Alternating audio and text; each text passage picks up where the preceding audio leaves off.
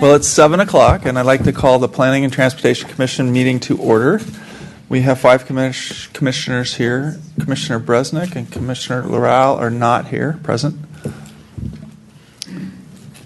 To start off, the first thing that we've done is to remind people to turn off your cell phones, or at least put them on vibrate, so that during the meeting we do not get interrupted. The next item is public comments on items not on the agenda. And if you have something you'd like to talk about, please fill out a green card and hand it up here. So far I only have 2 for item number 2. Is there anybody that wishes to speak? Now's the time about things that are not on the agenda. For an agenda item, okay. Anything else not on the agenda? Seeing no one wishing to speak, I will close public comment for things not on the agenda. The next thing is our commission minutes, the consent calendar. Were there any corrections to the minutes that were given? And John wants to lead this brigade. On the second page, item number 2, under the motion, the fifth bullet down, addressing the privacy walls on the north side of the building, such as by extending them and using alternate materials for them. I don't think we were necessarily directing them to extend them, but to somehow figure out how to avoid to make sure they do the intent for which they were designed. So it was for security, right? More than privacy. It has to do with security, and so the issue was that they were not. There was an aesthetic issue, and then there was a security issue, and somehow address those 2 issues. So I think maybe clarification. So there was aesthetics and security that we asked them to address. And then the second motion on page 3 of item number 3, under the motion, the bullet that says remove the sign border and repaint the building. We weren't asking them to repaint the building. We were merely asking them to repaint the gabled structure that contained the old sign. That was, that looked like it needed to be repainted. Exactly. Any other corrections for the minutes? No? Do I have a motion to approve the minutes as corrected? Motion to approve as amended. Second. Second by Jerry. All those in favor? Aye. Any opposed? Any abstaining? Motion carries 5-0. Our next item of business is, let's see my notes. I lost the agenda. I had it just here. Oh, you have it? Yeah. Next item is the public hearing about 994 Los Altos Avenue. And David, I'll let you start us away. Thank you, Mr. Chair and Commission. This is a use permit amendment, 994 Los Altos Avenue for the sweet shop. Before I get into the report, I just want to acknowledge that we're having a bit of a problem with our projector in the chambers right now, so we're using a backup. Your monitors should be fine. The feed that goes out on the cable air is fine. Unfortunately, the one for the audience tonight is a little weird. So I apologize for that. At the late hour, this was the best we could do. So if there's any questions, the public may have some questions about what's being projected, and we'll certainly entertain those if we can. Okay, that said, this is a use permit amendment to add 6 additional seats and 2 additional tables outside at the sweet shop. This is a non-conforming market use that was approved in 2008 by the City Council, and it was approved with some conditions of approval that you have in the report, but Most interesting, there were some limits on the operational hours. The outdoor seating was limited to the 4 chairs and 2 tables.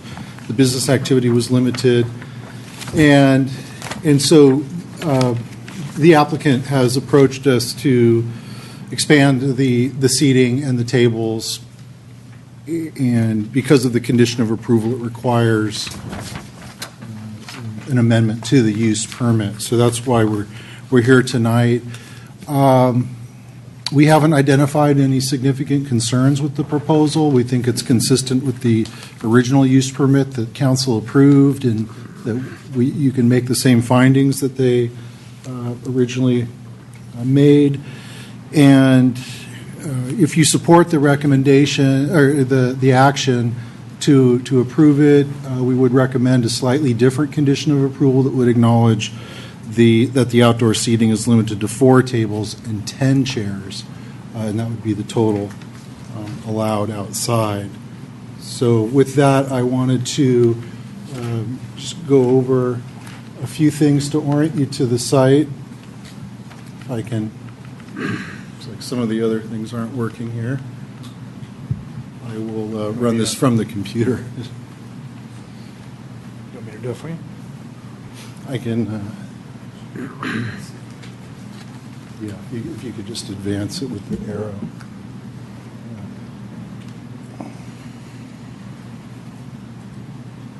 Oh, there we go. So this is a site plan of the property. The property's in the middle. It's at the terminus of Laux at Los Altos Avenue. And there you can see the property there. The next slide shows the street view of it with the parking lot in the front. And you'll see the building there in the center. And then to the right is the outdoor patio where those tables and chairs would be located. This was the original site plan that was approved, and it just shows the improvements that they did to the front yard. They completely redid the paving and redid the side patio with the original permit. And then finally, this is their proposal. What you see here are the outdoor tables, and the darkened tables are the 2 new ones. And then the darkened chairs would be the new chairs for the proposal. And David, back on that slide, you said you would recommend only 4 chairs instead of 6. Would they just be the 4 with the table? 4 tables, 10 chairs. 4 tables, 10 chairs total. Yes. And that's okay. Yeah. Gotcha. No problem. Maybe we can just leave it on this. Oh, and that concludes my report, unless you have any questions. Anybody have any questions? I do. How did you come up with the number of chairs to tables? This was at the applicant's request.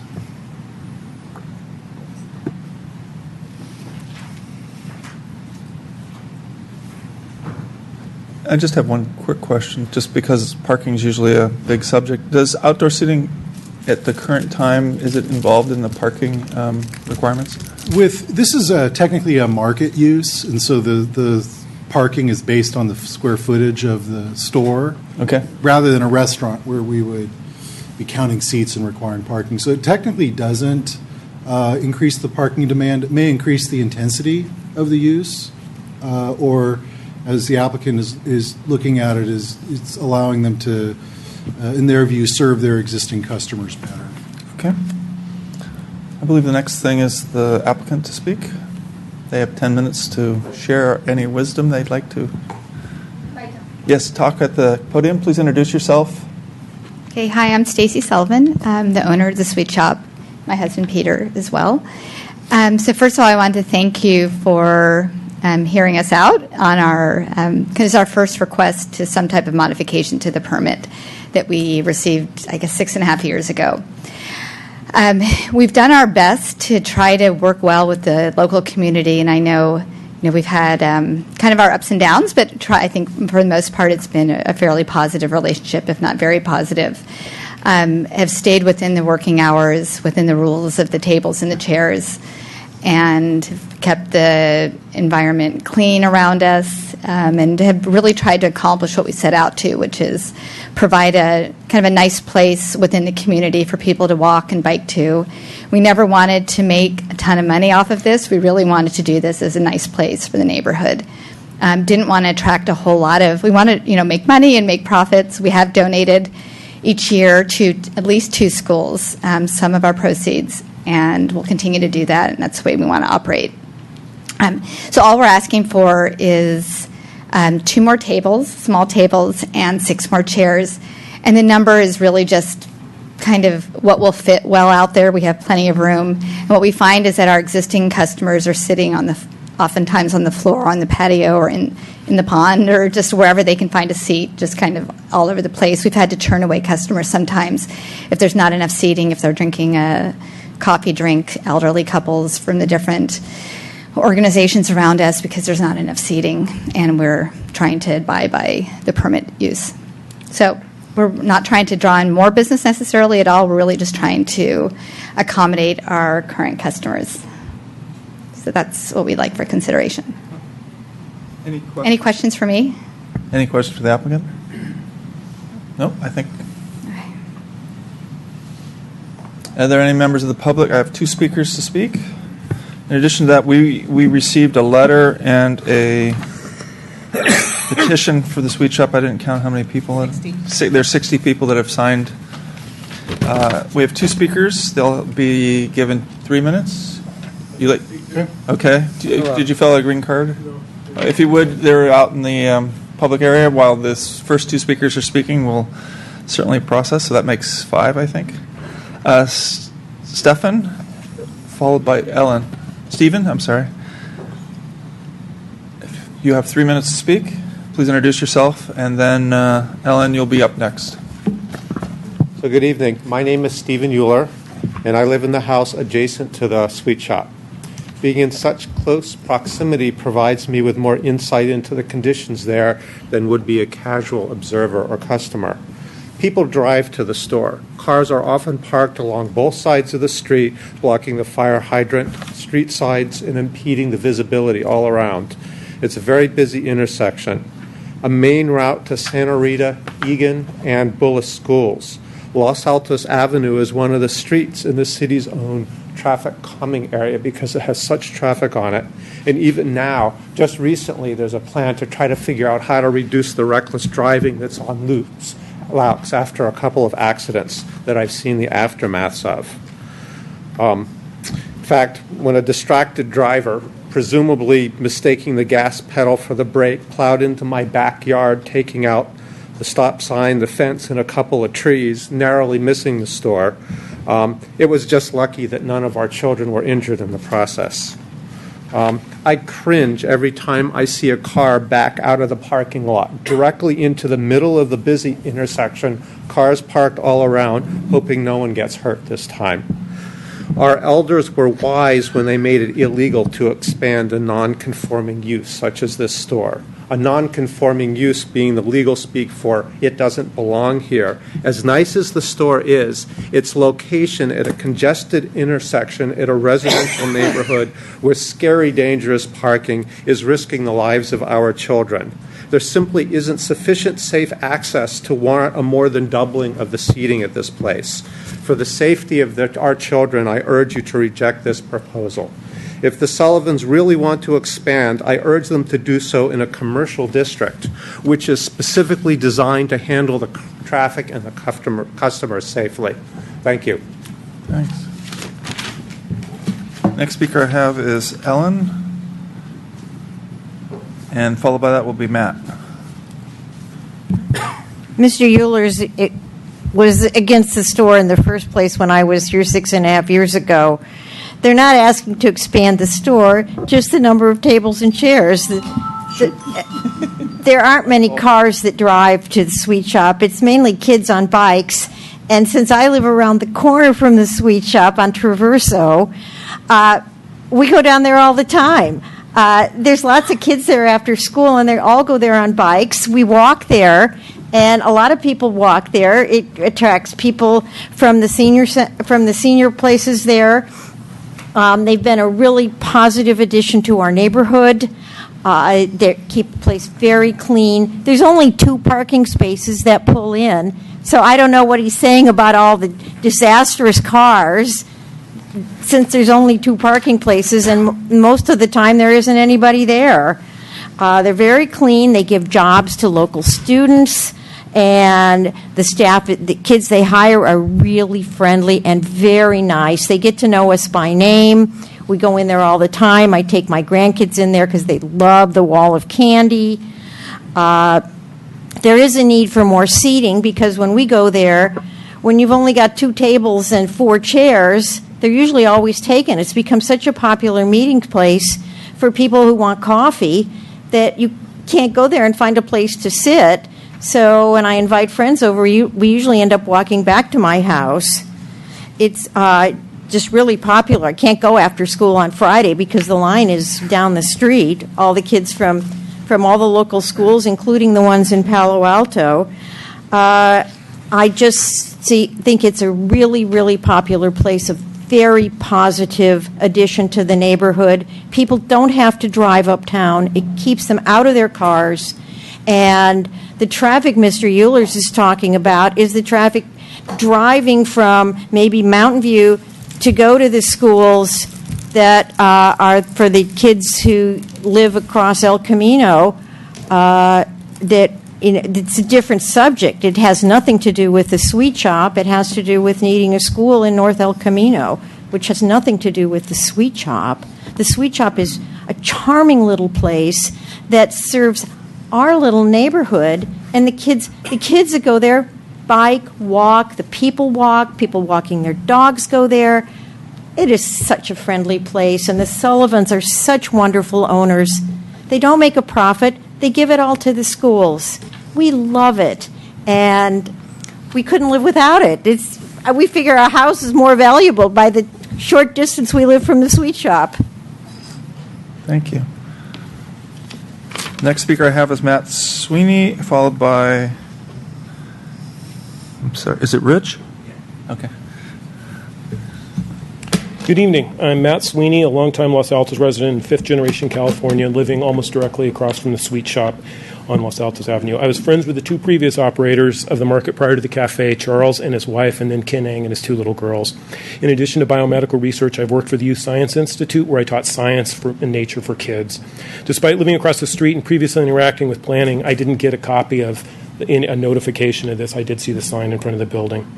I've read the memo for tonight's meeting, and it says it's a non-conforming market, and it's a non-conforming neighborhood market located in an R110 zoning district. And although from the planning district's facts page, it says the underlying policy of the law for non-conforming things is the eventual elimination of non-conforming uses, and this reflects an expansion by 100% of the seating. When I open my door, the people sitting at the table look directly at me, and I look directly at them. So every time I go in and out of my house, there's someone almost sitting at the table looking at me. I also have a question about the classification of it as a market. It's not really a market. It's more of a Starbucks. It's more like a restaurant. They serve paninis and food and things like that. And so to me, the market classification works with what was there before to get around some of the zoning and grandfather issues that would require more parking. In fact, the seats are going in. If you look at the 2008 plan, there actually are 2 of the 5 parking places are exactly there on the patio noted on the plan that are now going to be occupied by the chairs and tables. So that's that. I also think there's also the employees, they get rides to work sometimes, but a lot of them drive. It'll double the outside seeing, and although in the review, in the memo thing from David, it says allowing use could increase intensity of use, but would not technically increase the requirement for parking places. So there's all this talk about bicycles being used by everyone. There's a lot of bicycles, and that's great. But there's a lot of cars. There'll be 20 cars there sometimes. Not often, but it does happen on weekends. It gets really crazy. I don't have a private front yard anymore. They have a Facebook page, a Yelp page. There's articles in Sunset Magazine, the Metro about this place. They've been in documentaries and commercials. And according to the Business's own webpage, it's available for corporate public and private events, unlike a market that was there previously that it's kind of grandfather claused into on this. I don't begrudge anyone a social media presence. However, the net result is more hubbub in the yard and more presence. I think one of the limits on the occupancy of this place was due to the seating requirements, and that by expanding the seating requirements, we're drawing more people in inevitably. It's slightly not less nice to be there because there's less seating, and that's self-regulating to limit the amount of people here and hubbub. I can hear the conversations happening at the sweet shop inside my house when they're happening. It says there weren't complaints, but I've complained. Other people have complained. The planning has discouraged my complaints, and my discussions with a lot of the neighbors that aren't here are because they don't believe that, based on what happened, we'll be able to make any progress with this. So I hope you guys would think, what if someone had a market in front of your house and they were going to expand their seating by 50% in your privacy? Thank you. Can I ask a question? Sure. When you purchased your house, was the sweet shop operational? No. I've lived there getting on towards 2 decades, and there was a market. I was friends with the owners of the 2 markets before, Ken Ang, and the previous before that, Charles and his wife, who had heart disease, and he had to give it up, and that's why Ken took it.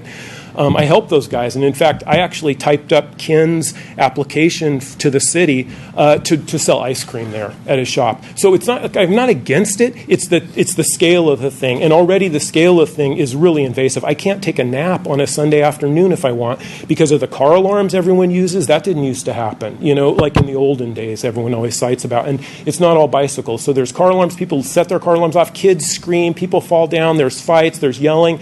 It's really loud.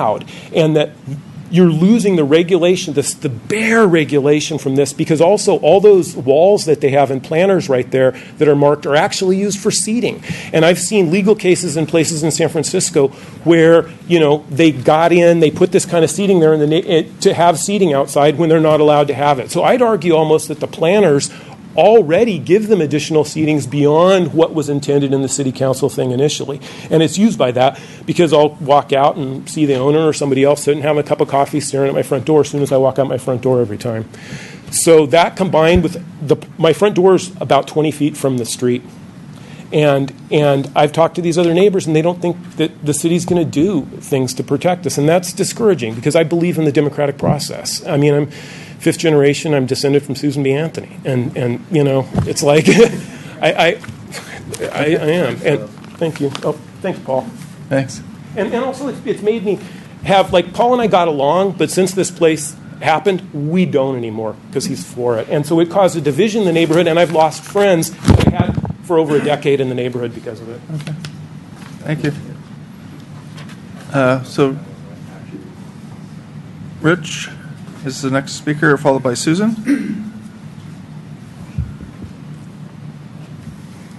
Hi, my name is Rishi, and I'm a longtime resident of Los Altos. I remember back when that location was Foodland, then New Foodland, and the fact, and also there's just been a huge gap between when Foodland closed and the sweet shop opened. That I noticed that when I go to the sweet shop, I always meet new members of our community. People in our neighborhood get together, and it's what the sweet shop has done is it allows a place for us to know people in our neighborhood and find that, and then also without the sweet shop, who knows who knows how, and who knows what could have happened. For example, Mr. Ganella, I call him Mr. Ganella because he's been my 8th grade history teacher since Egan. And without the sweet shop, I would have not been able to, meet him 20 years after we graduated. Is that a good thing or a bad thing? It's a good thing because we talk about U.S. history, both world wars, how subjects Mr. Ganella brought up in class years ago, and you'll say, I totally said that. but that's besides the point. The sweet shop has been a great place for our neighborhoods and people in our neighborhoods to get together. As far as the noise is concerned, I highly doubt that adding 2 more chairs is going to bring in more noise and more customers. And it also has to accommodate those who drive a long distance, who don't have who need special accommodations. And when the sweet shop is crowded, especially after school, and someone is driven from a long distance and wants just to sit and relax and is unable to, then having additional chairs and tables will help. Thank you. Okay, thank you. Next, I have Susan, and then followed by Paul. Susan Russell, I wasn't really planning to speak, but when I heard all the commotion about this, I live in the neighborhood. I live where the worst traffic is because I live right near Santa Rita Elementary School, so don't talk about the traffic to me. I can't get out my driveway in the mornings, but I agree with what Ellen said and the last speaker. We've lived there 40 years. My daughter had Paul Ganella also at Egan, and we were familiar with the old Foodland, which both of the Foodlands were abominable. I mean, I was so glad to see them closed. And we don't go to the sweet shop that often because we don't have young children, but our neighbors love to go with their children. And when our grandchildren come to visit, it's their favorite thing to walk down the street and go to the sweet shop. It's just a great asset to have in the community, I think. So, Thank you. And finally, Paul Ganella. It seems like you've already been Mr. Ganella. I feel like I have to bow my head. It's still Paul. Well, if there's anybody else who'd like to speak, he will be our last speaker. So please. I'm fill out a speaking credit card. in favor of the sweet shop. I think the owners have done a really responsible job taking care of the place. I walk my dogs by there just about every single day, and I know what the Eulers have said, and I know what Matt has said, and that's not the reason why we're not such pals anymore. I don't know. I never heard that till right now, Matt. Sorry. Shake your hand afterwards. Anyway, the fact that I walk my dogs means I'm also alert to what goes on there, and if there's any paper at all, I pick it up, but I hardly ever have to because they're very responsible people. They wash their windows every single day.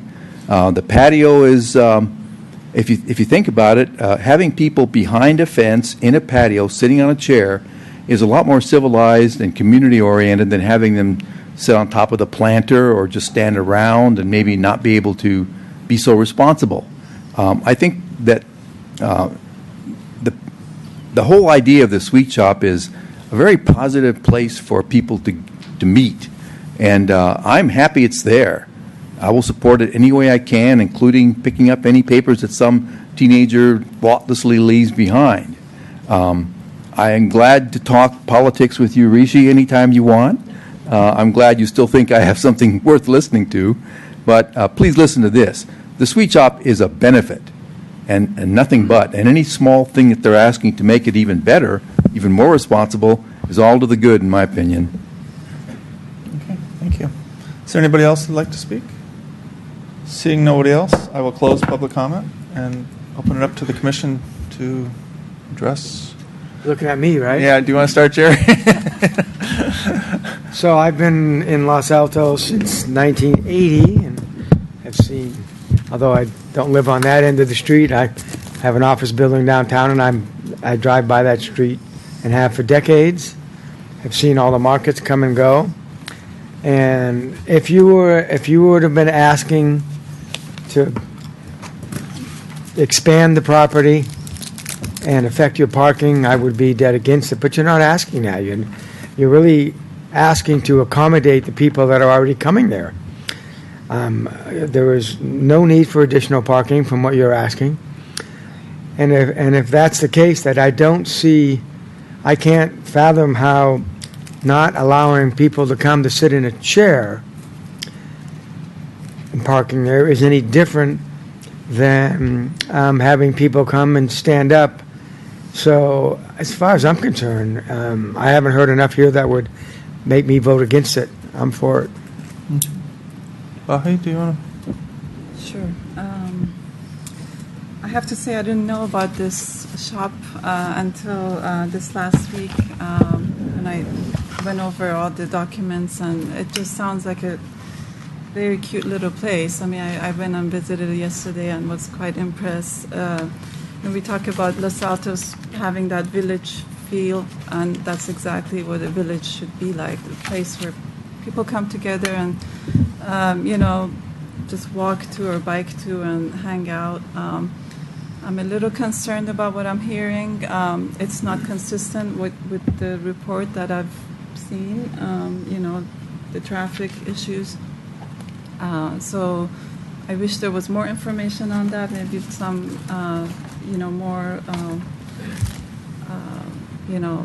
not non-biased review of what's going on with the traffic and the noise there. But I have to agree that I don't think if there are the people coming in and standing around or walking on the planner box or sitting on the planner boxes, if having chairs for them to sit will increase any of the impact. I don't think all of a sudden people are going to call each other and say, hey, there's more seats, let's all go meet there. It's not like there's capacity for a lot more people anyway.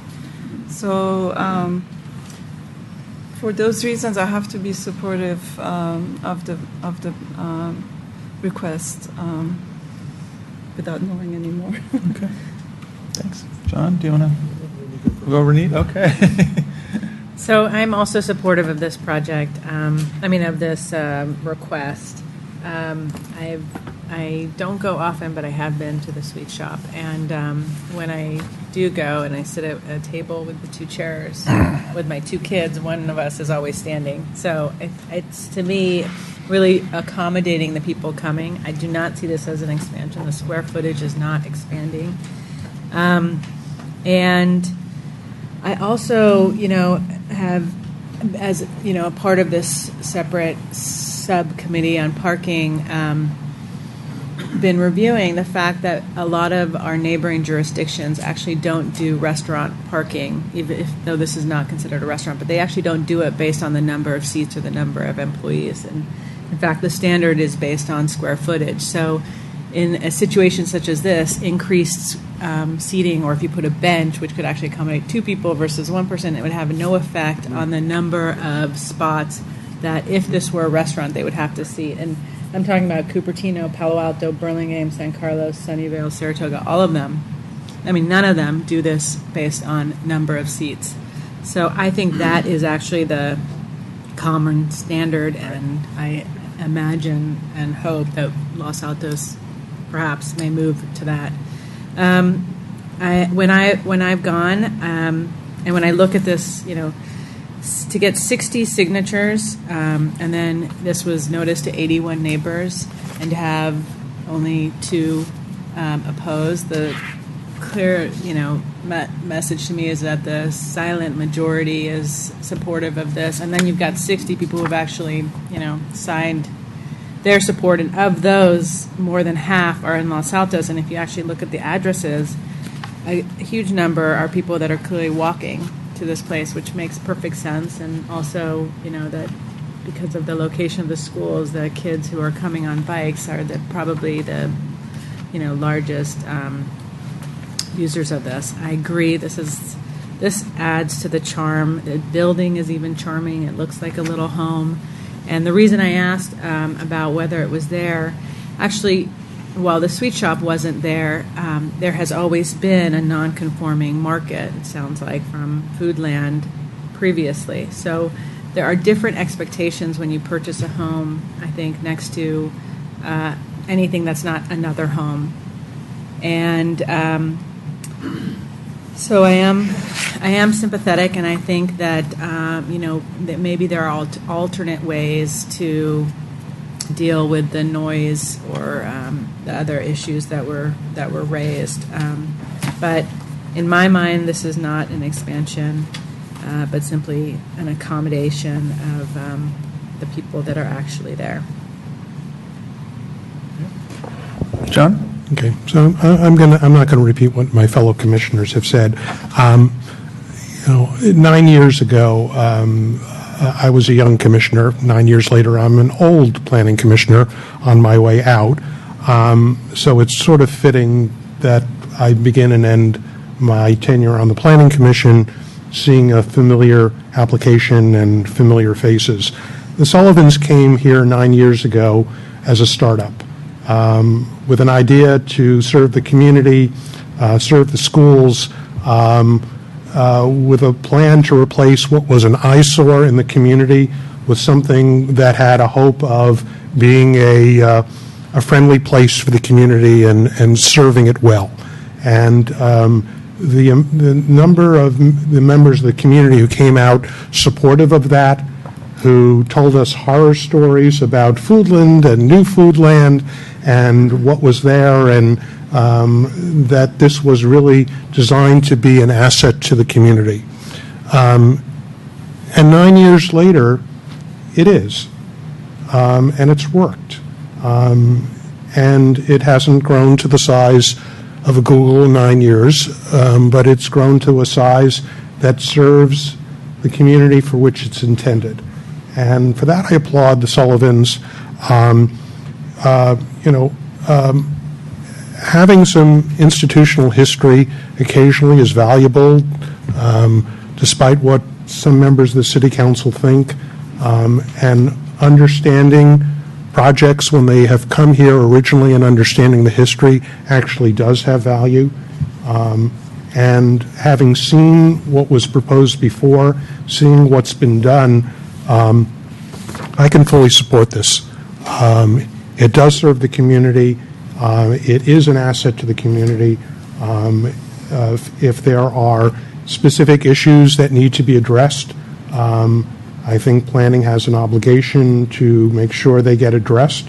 But I don't believe that the seating addition changes the spirit or the intention of the original approval or what is valuable to the community.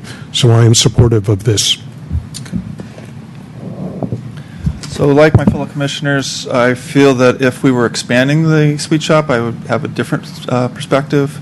Over the summer, I happened to lead a bike train from roughly El Camino Hospital all the way to the sweet shop and found that inadequate seating for all the students that we'd brought to this shop. So we ended up sitting on the planter, I think, because there just wasn't any seats. So I have a personal bias that, yes, I can see tables and chairs as something that would be a good thing for the community. I also live very close to the sweet shop, so I drive by it on my bike a lot. And what I notice is what was noted by neighbors, that there are a lot of cars in the area, but I don't think that's the sweet shop's problem. I think that's the city of Los Altos, and looking at the ordinances and how parking is assigned on Los Altos Avenue, and maybe there needs to be further markings around the area.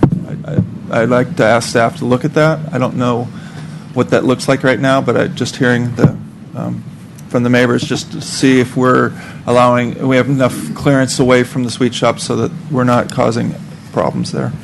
The other thing that I noted, I heard in the public comment was the complaints not being recorded, and I don't know what that's about.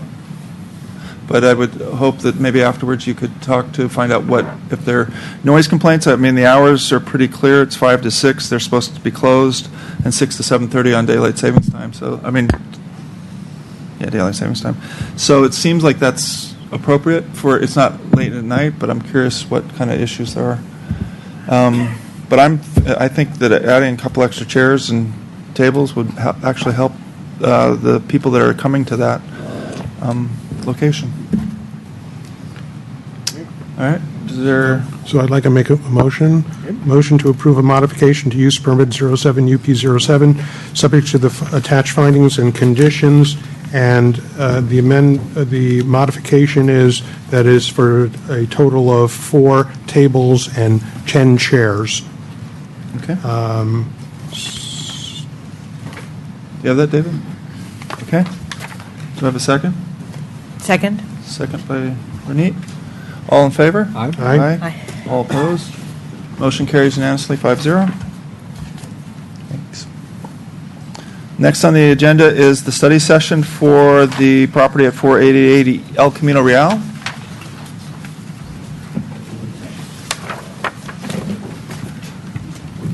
Mr. Chair, if we could pause just a minute while we need to switch some of the equipment. Sure. So we can get this next presentation. Sure. While you're doing that, I'd like to remind our commission this is a work study session, so we're talking about the design elements and the vegetation and things like that. We're not doing a approval or a Yeah, we- recommendation for anything. It'll look really good. I'm saying that just for And there's monitors. This is kind of- everyone's benefit. Is it hot in here?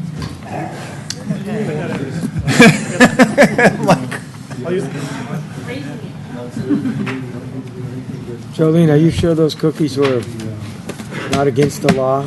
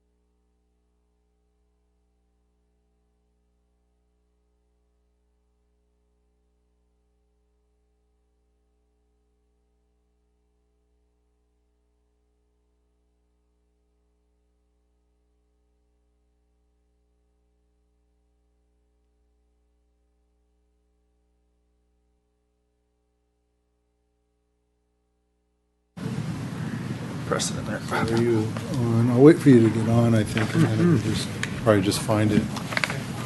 Let's see.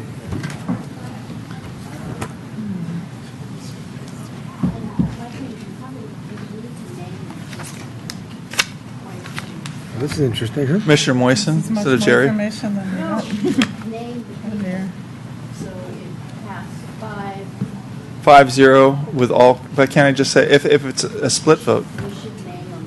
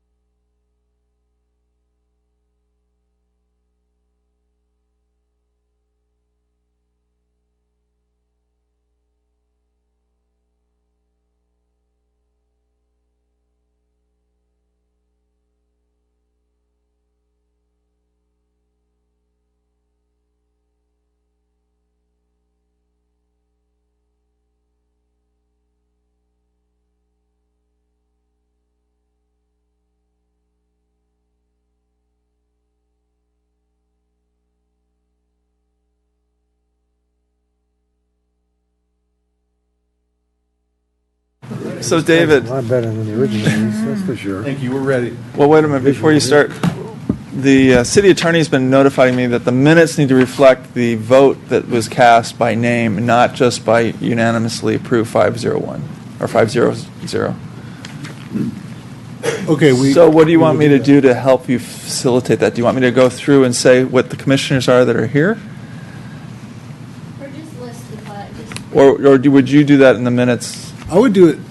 I would be doing it in the minutes, but you need to do it in minutes, and you need to do it. And now, people listening, it's because if you read minutes and not everyone's present and the vote is 4-3, then there's a. Or 5-2, or 5-3-2, or whatever? Doesn't show who voted which Okay. way. So it's just this. But as far as the actual meeting, do we have to say? Yeah, you should. Okay, you would. All right.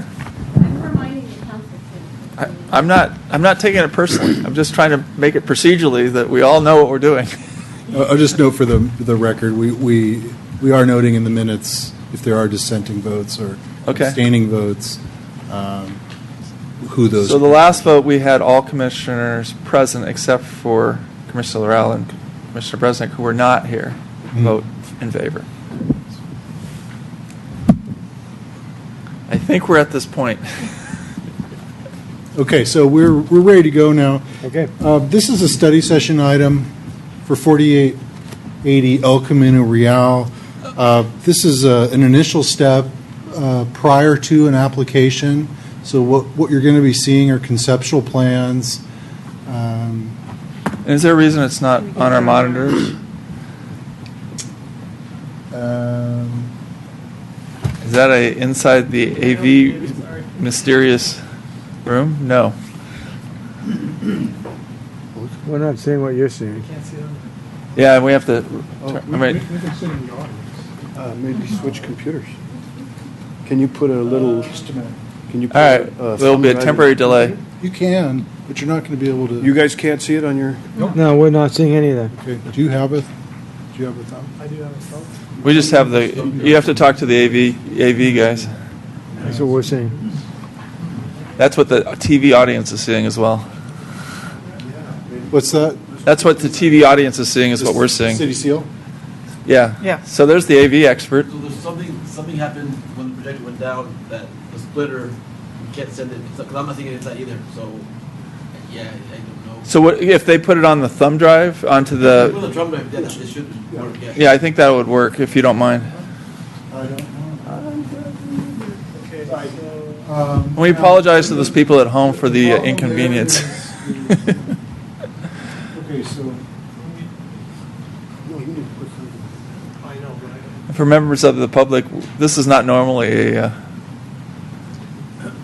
what's the right word? Delay that we incur during our meetings. Well, this shouldn't take long. No, it shouldn't.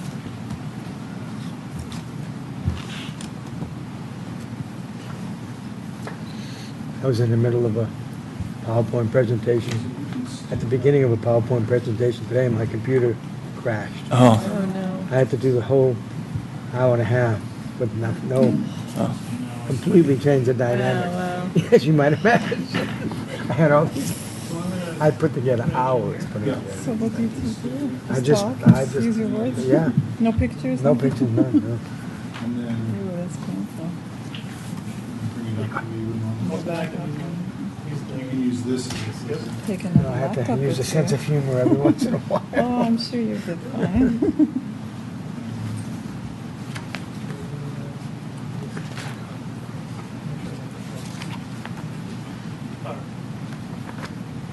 And of course, I bring my computer to Fry's.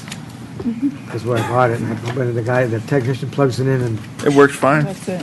said, you know, no, he couldn't find a thing wrong with it. Like, So it normally works Up there, yeah. from up there. Huh? Yes, that's clear. So I think while they're getting going, I have two magazines up here. I don't know what to do with these.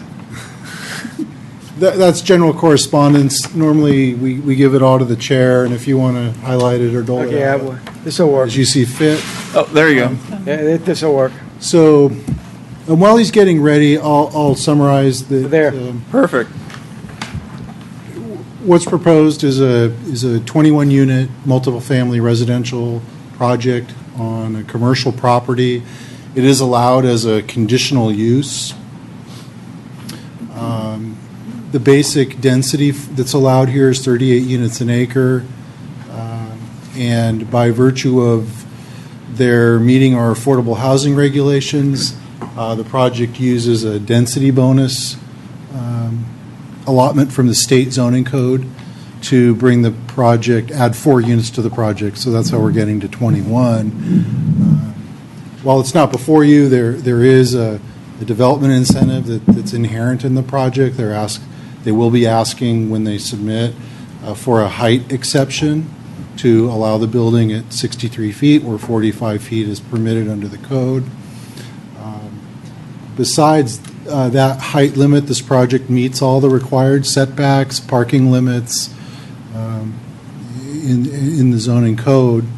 And so what the purpose of tonight's meeting is to give them early design input so that when they submit formally, they can take this into consideration, it's the purpose is to help both the applicant and the city understand the project. So the discussion should be limited to design, site planning, and architecture, and that's really the only limit you have tonight.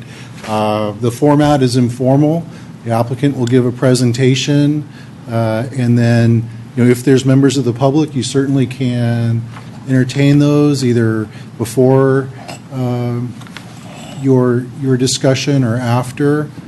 It's really at your pleasure. Okay. So with that, Can I ask you a couple questions just based on what you've just said? Mhm. The 38 units per acre, when was that number established, and has it changed over the years? that's been the permitted density in the El Camino corridor for the CT zoning district for at least 20 years. And Is that a in- Los Altos zoning requirement, or you're saying that El Camino has a? for just the Los Altos part, each community has its own density limits, and you may have seen in Mountain View there, they allow a little more density and higher buildings. Originally we limited buildings to 30 feet, and then we changed the code a few years ago to allow residential only projects to 35 feet, and then finally we changed the code to allow 45-foot tall buildings in the El Camino corridor and removed the number of stories limit, so it's more of a form-based code now. And is there any consideration in light of the housing requirements that were, the minimums were required to meet about changing density in an area like El Camino? Well, the city's thrust has been, when we have a housing proposal, we usually seek the maximum density so we can help achieve our housing goals that the city has, and in some districts we require that the maximum density is developed. Here we don't, because it could be a mixed-use project, and so that might be a little hard to attain. But we nonetheless encourage applicants, if they're doing a housing project, to try and meet that 38 units an acre, and their project does. And the 4 density bonus units are permitted by the state code, and they're over and above the allowed density. And what are they require? What is the affordable housing? What is the requirement once you get over 5 units or 10 units? Is it? Yeah, while we're, just as background, we're not just going to be discussing the affordable housing tonight, but the city's regulation is if there's 10 or more dwellings in a project, then you have to provide 10% of those at a for sale below market rate.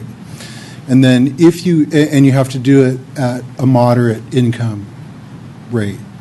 If you have more than one moderate income unit, you have to also designate one of those as a low income.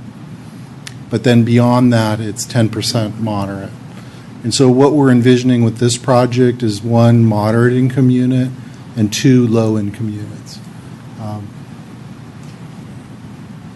And that just to complete the affordable housing frame, that allows them 1 development incentive, and it allows them the density bonus for the 4 units.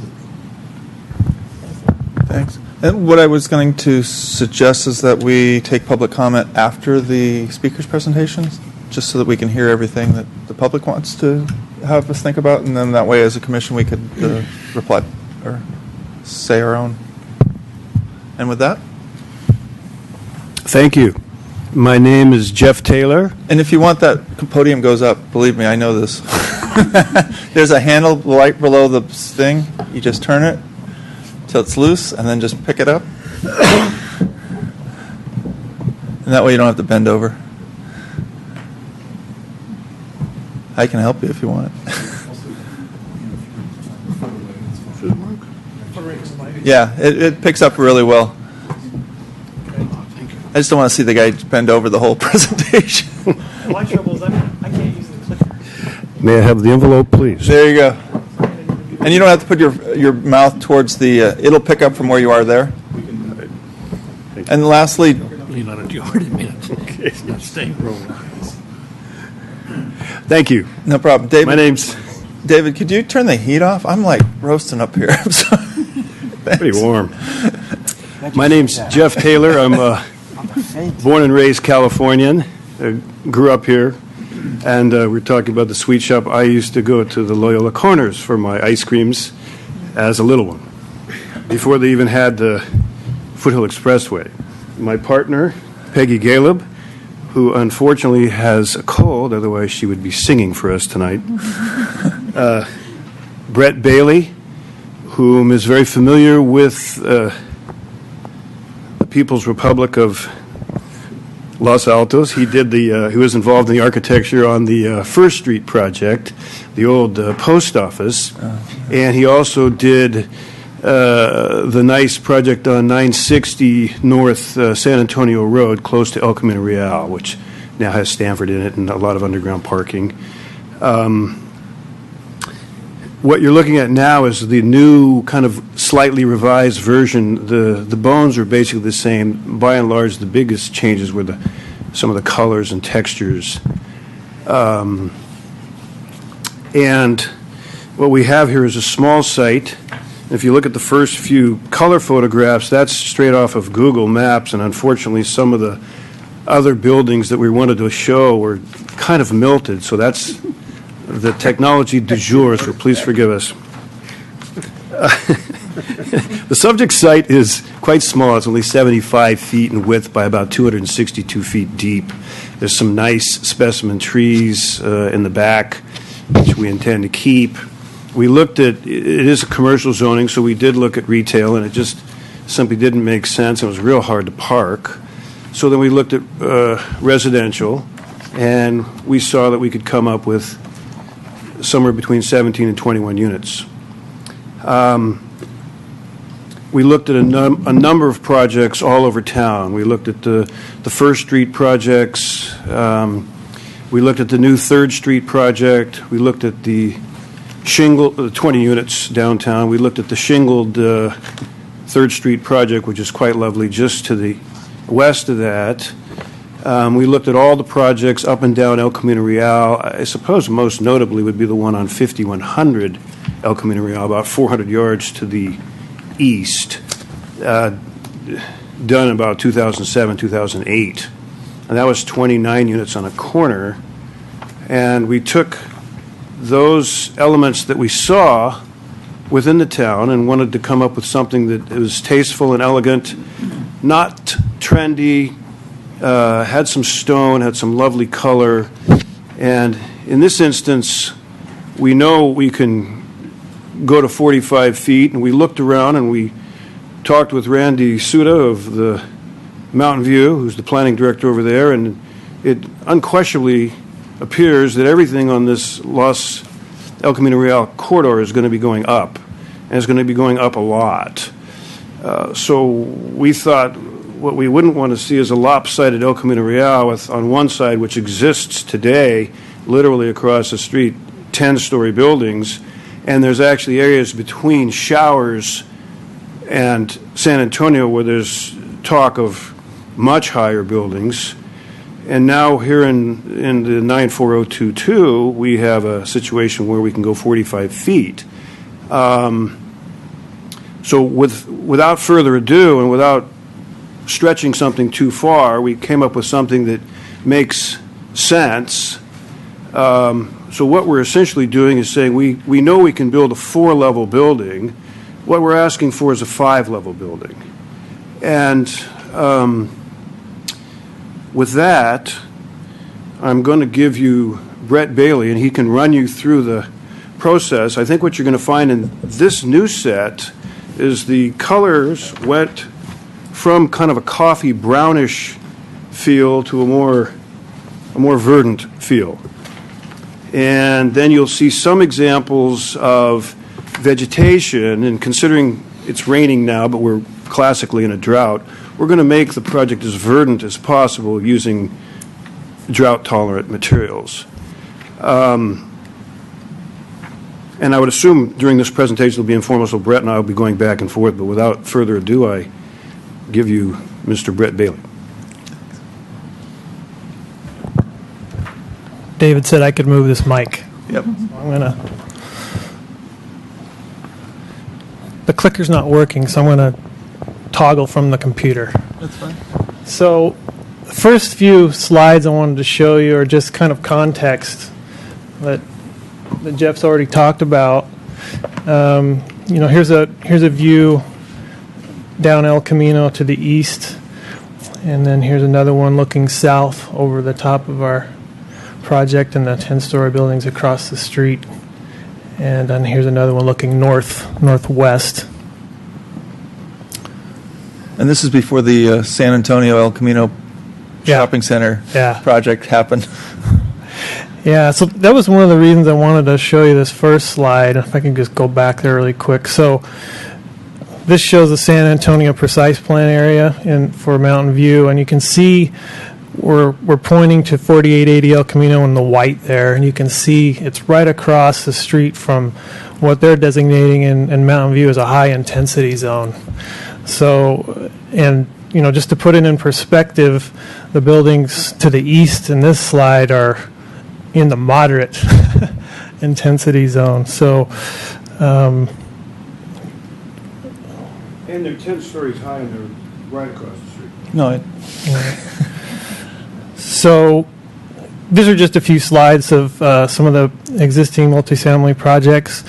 Some of these we've been involved in, and Jeff mentioned some of those.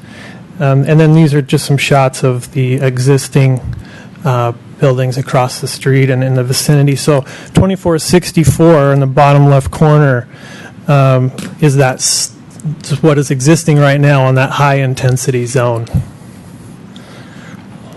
Here are a few shots of the site property, so you can get an idea of what's existing on the property. And the east side is a Jack in the Box restaurant, and the trees that you see on the top three pictures are of a single-family home, which is existing there. And Jeff reminded me that existing home is actually in a commercially zoned property. It's non-conforming, yeah. And then the three slides on the bottom just show some of the existing conditions along the Jack in the Box side. We thought a lot about how do we protect the residents from the noise coming from the restaurant.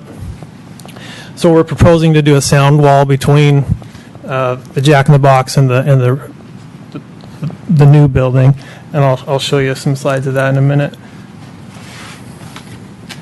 So here are the concept elevations. If I can just walk you through some of the unique characteristics of the building. What was really important to us, and I think for all architects, we wanted to make sure that we designed the building on all four sides. We didn't want to make it just a beautiful front facade, but we wanted all four sides to be equally beautiful. And what we did is we tried to do a lot of push and pull, a lot of relief on all four sides, and then kind of as a bonus with the height restrictions, we stepped the building from the south property line, which opens up some great opportunities to bring in light and private open space for the residents on the south side of the building. So you can see in this, the east elevation on the bottom, you can see how we step back. We're 20 feet from the property line at the rear, and then for 20 feet up, and then we come back 100 feet from the south property line for the third, fourth, and fifth floors. The front facade has stone veneer, which defines a double height volume front lobby, which was very important to to Jeff and Peggy that they have a very inviting formal entry. And to the left, you can see the driveway that goes down to the garage, which is where everyone will park on this project. The landscape design was a very important aspect as well. I'll talk about that a little bit in the future, but you can see on the sides we have timber bamboo, which will screen the building from the Jack in the Box to some extent, I should say. Most of the bamboo on the private on China is drought tolerant and freeze resistant, so it's a real nice species. Trunks get quite large and can go up to 55 feet. You can grow in very tight spaces as well. So the other aspect of the elevations that we had to consider was the side yards, fire access. We talked with fire marshal to make sure we had access to the residential windows. All the units have private decks. Every unit has south-facing glass. And the way we achieved that on the side units was we popped those bays out on the side elevations and then put corner glass that faces to the south. And that also feeds onto the private decks. So we're really excited about really every unit in this building will be spectacular. They'll have great views, great lighting, daylighting. The other great feature about these units that'll distinguish them from other projects, I think, will be they have 11-foot plate heights. So we'll have nice tall ceilings, which will be a great way to appeal to discriminating buyers.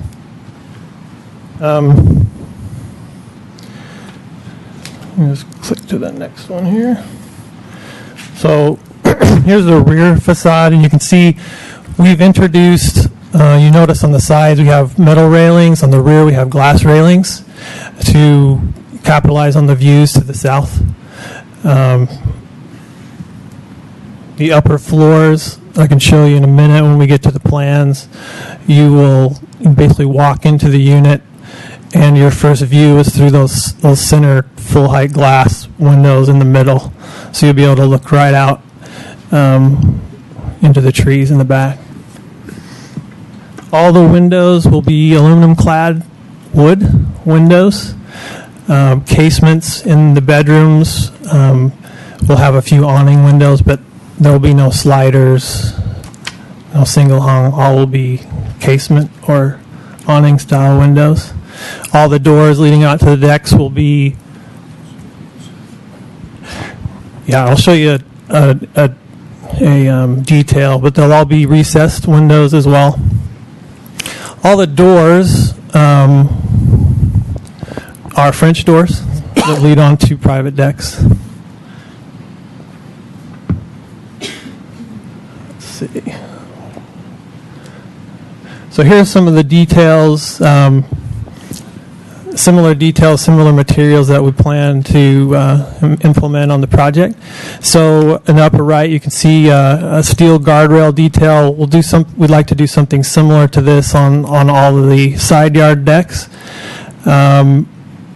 Potentially going with a horizontal railing, and maybe a steel channel, a deck edge detail like you see in the upper right corner.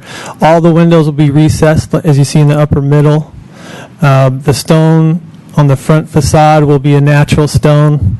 Won't be cultured stone. It'll be a real natural stone. And we brought some samples here of a few of the types that we're looking at. We're looking at a limestone and kind of one of the gray or chestnut tones. The private patios will have privacy screens, stained wood, Ipe wood screens. All the soffits below the decks, and if I can take you back to the front elevation, there's a deck on the 5th story that cuts back 10 feet from the front facade. The underside of that cantilevered roof will have stained wood soften underneath. So that'll bring some color and warmth, additional warmth as you look up and see that upper unit. And you can hold the mic a little bit away from your mouth. That yeah. Sorry. And then we also show the horizontal siding here that these olive-colored bays that we're showing here would all be a horizontal painted wood siding. No vertical seams, just horizontal joints, V-groove siding. So here's a view of the concept for the landscaping. As you can see, the side yards vary between 7 and 10 feet offset from the property line, and that was to accommodate fire access and accessibility around the site. So we've got an accessible walk that goes all the way around the project. We do have the private patios that feed into that side yard, and you can see where the bamboo and other types of tall plants are along the side yards. The rear is a 20-foot landscape buffer that will be will introduce a few new trees amongst the existing redwoods and pines that are there now. And then probably Jeff's favorite part of the project is the 2 Canary Island palm trees on the front that kind of act as kind of a signature piece for the project. So you can see those here. We also have one temporary guest parking stall, as you can see right off of where the blue cars park there, for pizza delivery, whatever, so someone can drive in and park and get in and out. And here are some images of some of the landscape features. So we want to have some very straight line bollard lighting along the pathway around the building, complementing the architecture. We'll have there's a bike rack just to the west of the parking stall. It's kind of hard to see in this image. I can barely see it, but it is there, and you can kind of see the concept for that bike rack to encourage people to ride their bikes. And here's some more. So they're drought tolerant. There's a lot of succulents and grasses, but you can see there's a lot of different color that we'd like to introduce, and we think it's going to be really nice. And here's just a view of the garage. We've talked to trash, and we've got it figured out, I think, how we're going to get trash in and out of the building. We've got the parking will be done on lifts. So there's a pit, and I'll show you a little bit how that works. But all the parking for the residents will be on lifts, on a lift system. And then there's guest parking that will not be on a lift system. Can I ask one question? Sure. Because you're on that page, which I couldn't figure out, is that there are 42 spaces on lifts. Right. And yet there are 40. Did I have it up wrong? I thought there was one space that didn't have a lift. Am I wrong? There are 5 guest spaces, and one of those guest spaces is on grade. So the accessible space that you see next to the elevator is actually a guest accessible stall. So what I counted was like there's 10 across on the bottom, but it says 19 cars. Right. So there must be one that's not a lift. There's a blank, and I'll show you why you need the blank in just a minute. No, I know that I know why, but I'm just curious where. Because it's not obvious. It varies. Okay. Yeah, it moves around, that blank. Okay, no problem. And then there's, on the top, you see there's 23 cars, and there's actually 24 spaces. Exactly. Yeah. So it's a pretty cool little system. We'll show you here in a minute.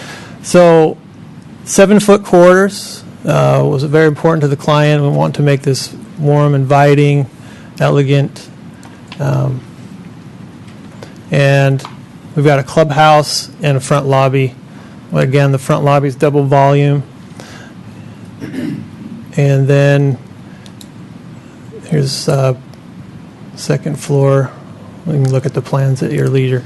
But here's the third, fourth, and fifth plate. Roughly, the fifth story changes a little bit along El Camino, but the rest of the units are the same. As you can see, the south-facing units and the north-facing units are slightly larger than the middle units, and we wanted to, make those the more of the prime unit.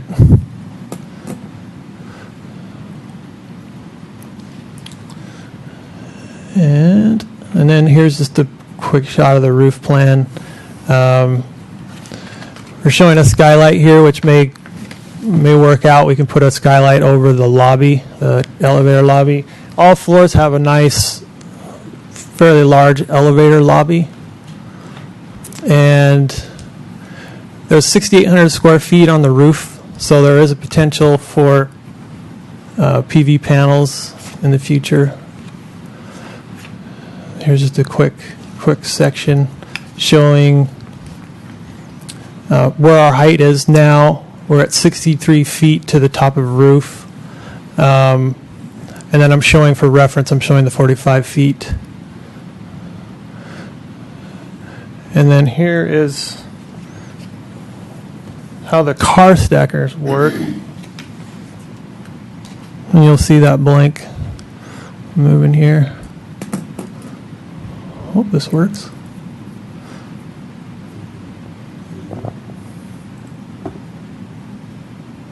To view the Flash technology content in this PDF file, please install the required version of Flash Player.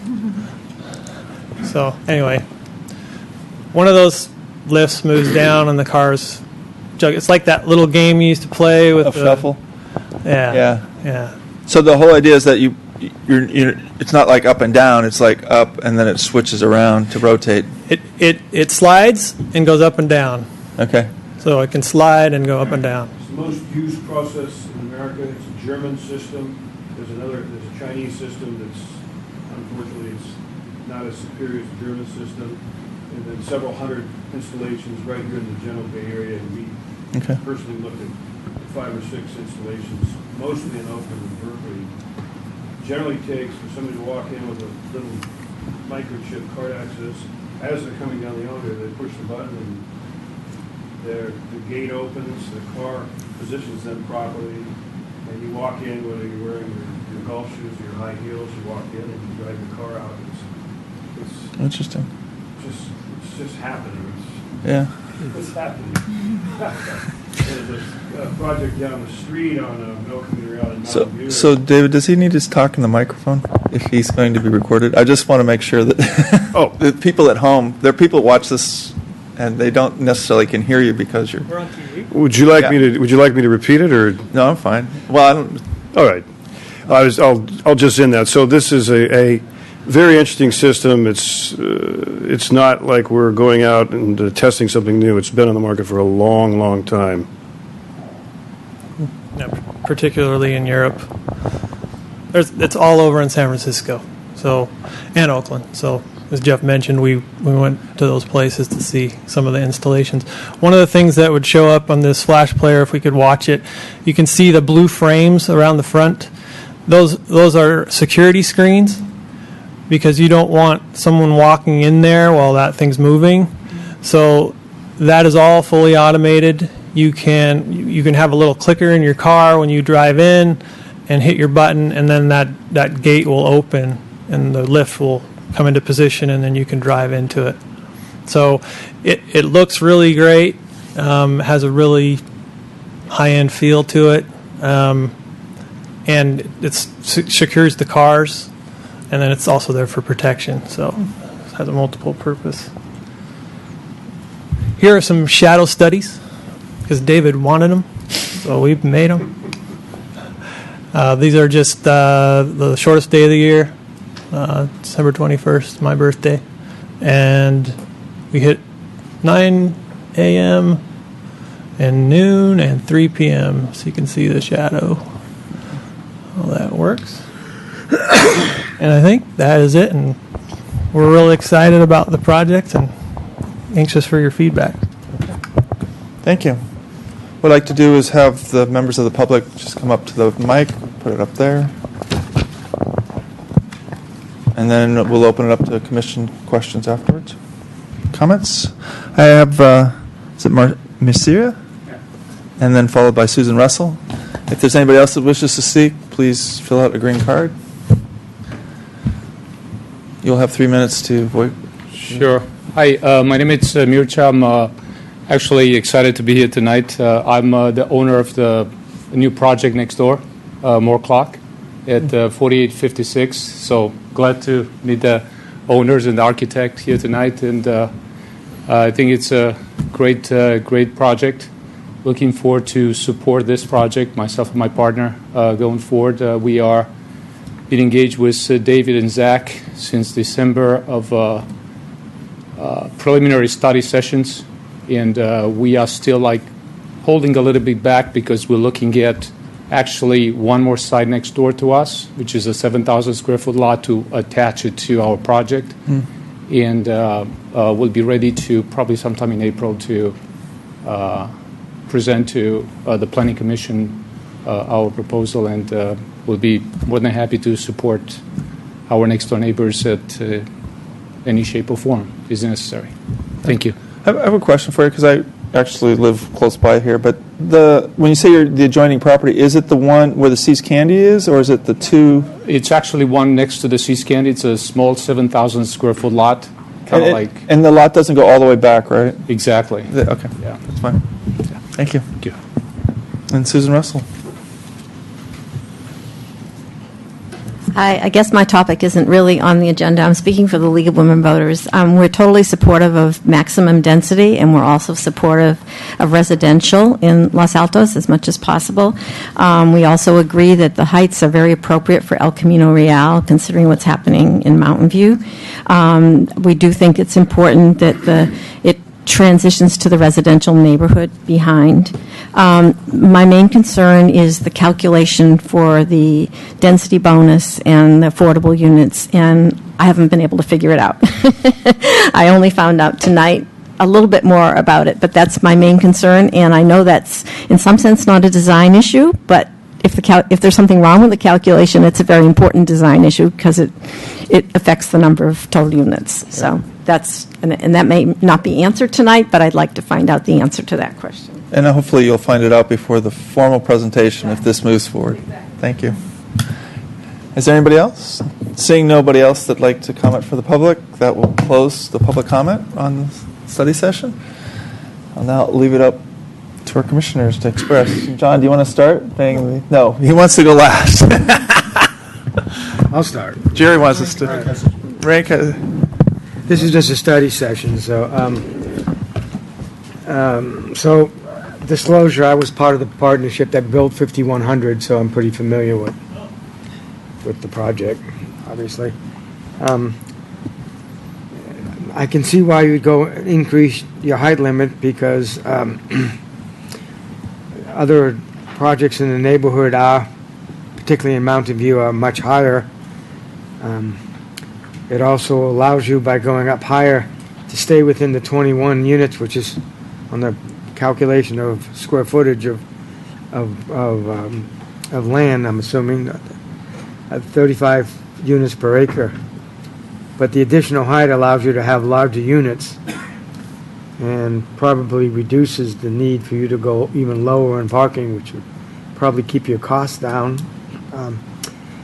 I don't know anything about stacked parking, which is amazing because I'm a partnership in probably 3,000 apartments, and none of them have stacked parking. So I'm a hard advocate. You're going to have a hard sell with me on that because I don't care how many buttons you think you push. That's a complicated affair. I look at it as a means to an end, certainly to allow you to get the proper parking allocation, but I don't look at it as the do-all, end-all for future. One of the problems with residential is going up all along El Camino, and the good news is that during the day the cars are away from El Camino, and so it increases the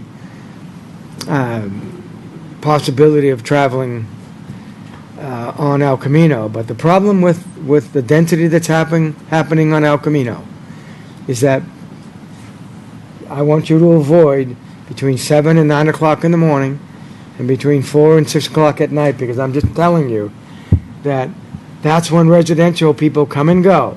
Whereas retail, it's 8 to 10 hours a day spread out.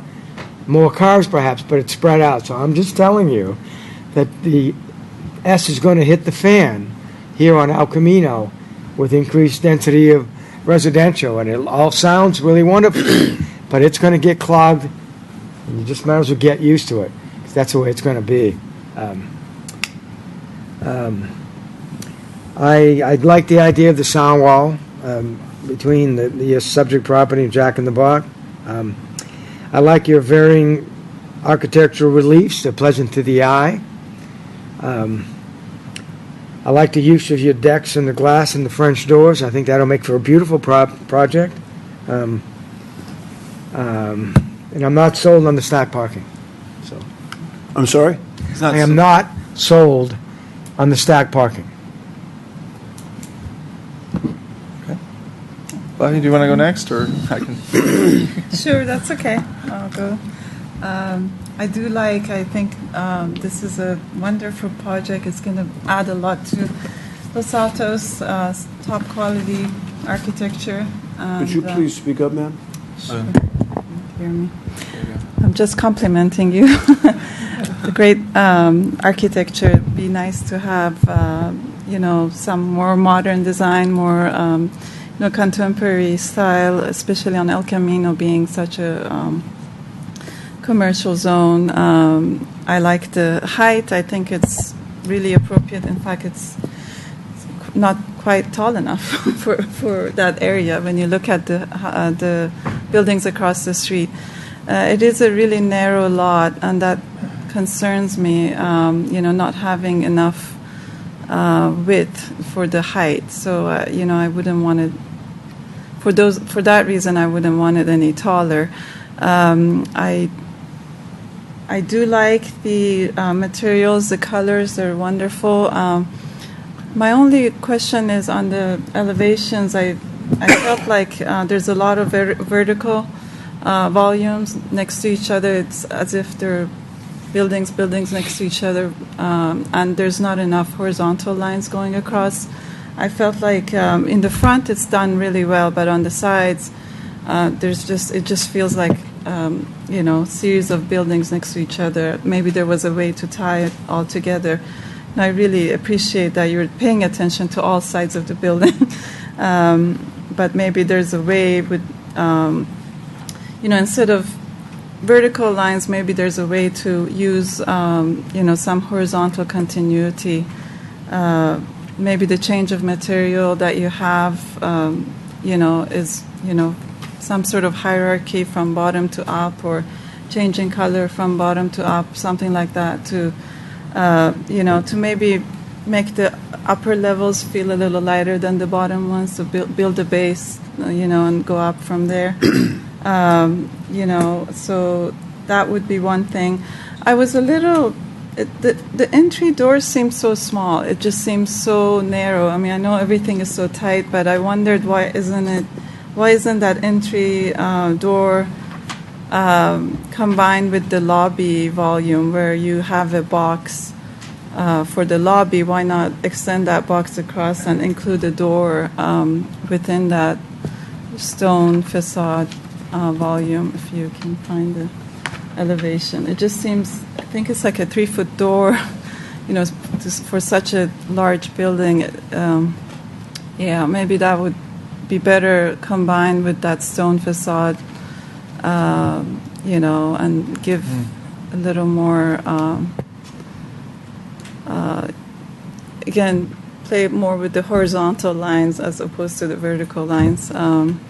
So that was one other thing. And then my last note here was the guest parking. I don't know the rules. It just seems like there's not enough temporary or guest parking. Visually, as you approach the building. If that spot is taken, then someone has to go in, and there's 3 or 4 there. But if those are taken, then they have to U-turn back.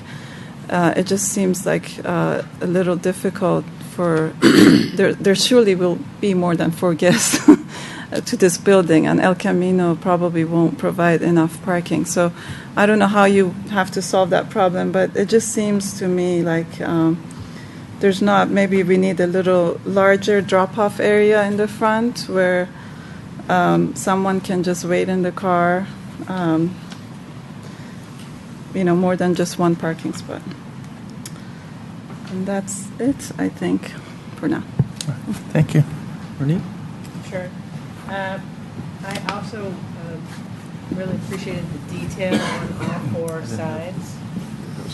I think oftentimes, especially on El Camino, I feel like we've seen a lot of projects where particularly the sides, which you really do see as you approach, are neglected. But I think you've done a really fine job of paying attention to all the detail.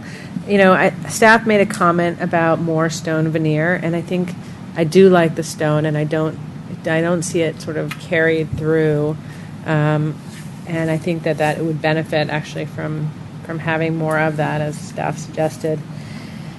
I really like the fact that the building is stepped to the rear, so that the closest neighbors are actually looking at only a 2-story. Immediately closest to the 2-story structure, whereas the people who, the 3rd, 4th, and 5th floors feel really pulled back. And I love that it has allowed sort of like this generous outdoor living for what is essentially a pretty, urban feel. A lot of times on El Camino, the residential has a really utilitarian feeling, and here you have these French doors that open up to, really nice sized, on the bottom private patios, and on the top these roof decks with glass railings that is just a more elegant residential experience, which seems appropriate for Los Altos, despite the fact that it is on this thoroughfare of El Camino. I like the cedar soffits, and I like Ipe, but it's it's a maintenance nightmare. You really have to stain it every year, so I don't know if that's your best bet, because it will really take abuse. Natural limestone is in my mind also an elegant material. I like the wide corridor, and the sound wall I think is actually really wise. In my mind, though, it is narrow, and you look at this lot from above and there's these openings. I can't imagine that those, like dominoes, those lots are going to get developed, I believe, in the very near future. And I imagine, if our density hasn't changed for 20 years, that it is possible in the future. Not only will our density allowances change, but our height restrictions seems entirely appropriate where our population is going and what the state is requiring us to build in terms of housing and our needs. It feels like imperative that we maximize the housing.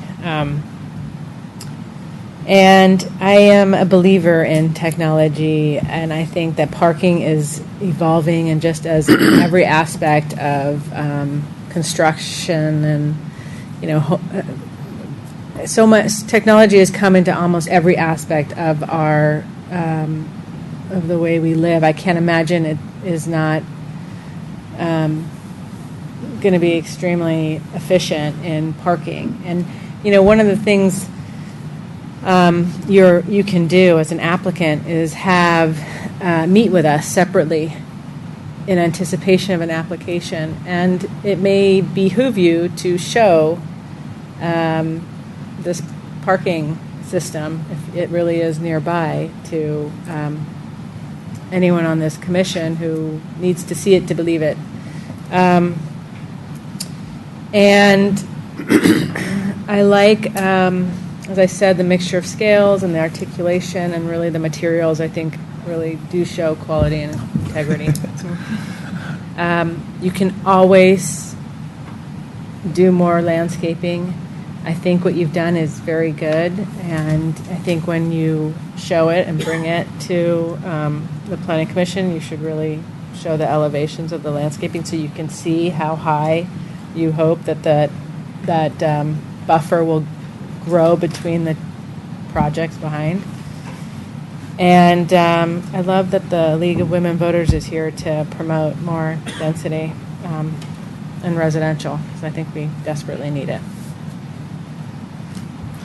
And David, would it make sense for them to, now that it works, the parking thing? I'd like to see it. Yeah, if you don't mind. Do you mind, John, taking them? It'd be great to see how it functions for those viewers at home.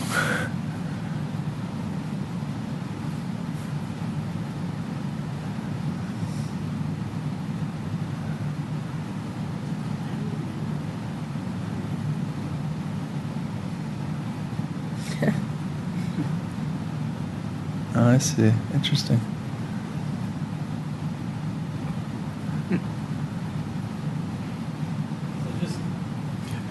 We also found that after talking to all these building owners and managers and people that live in the buildings that have these, and my initial response was precisely the same as Mr. Moisen.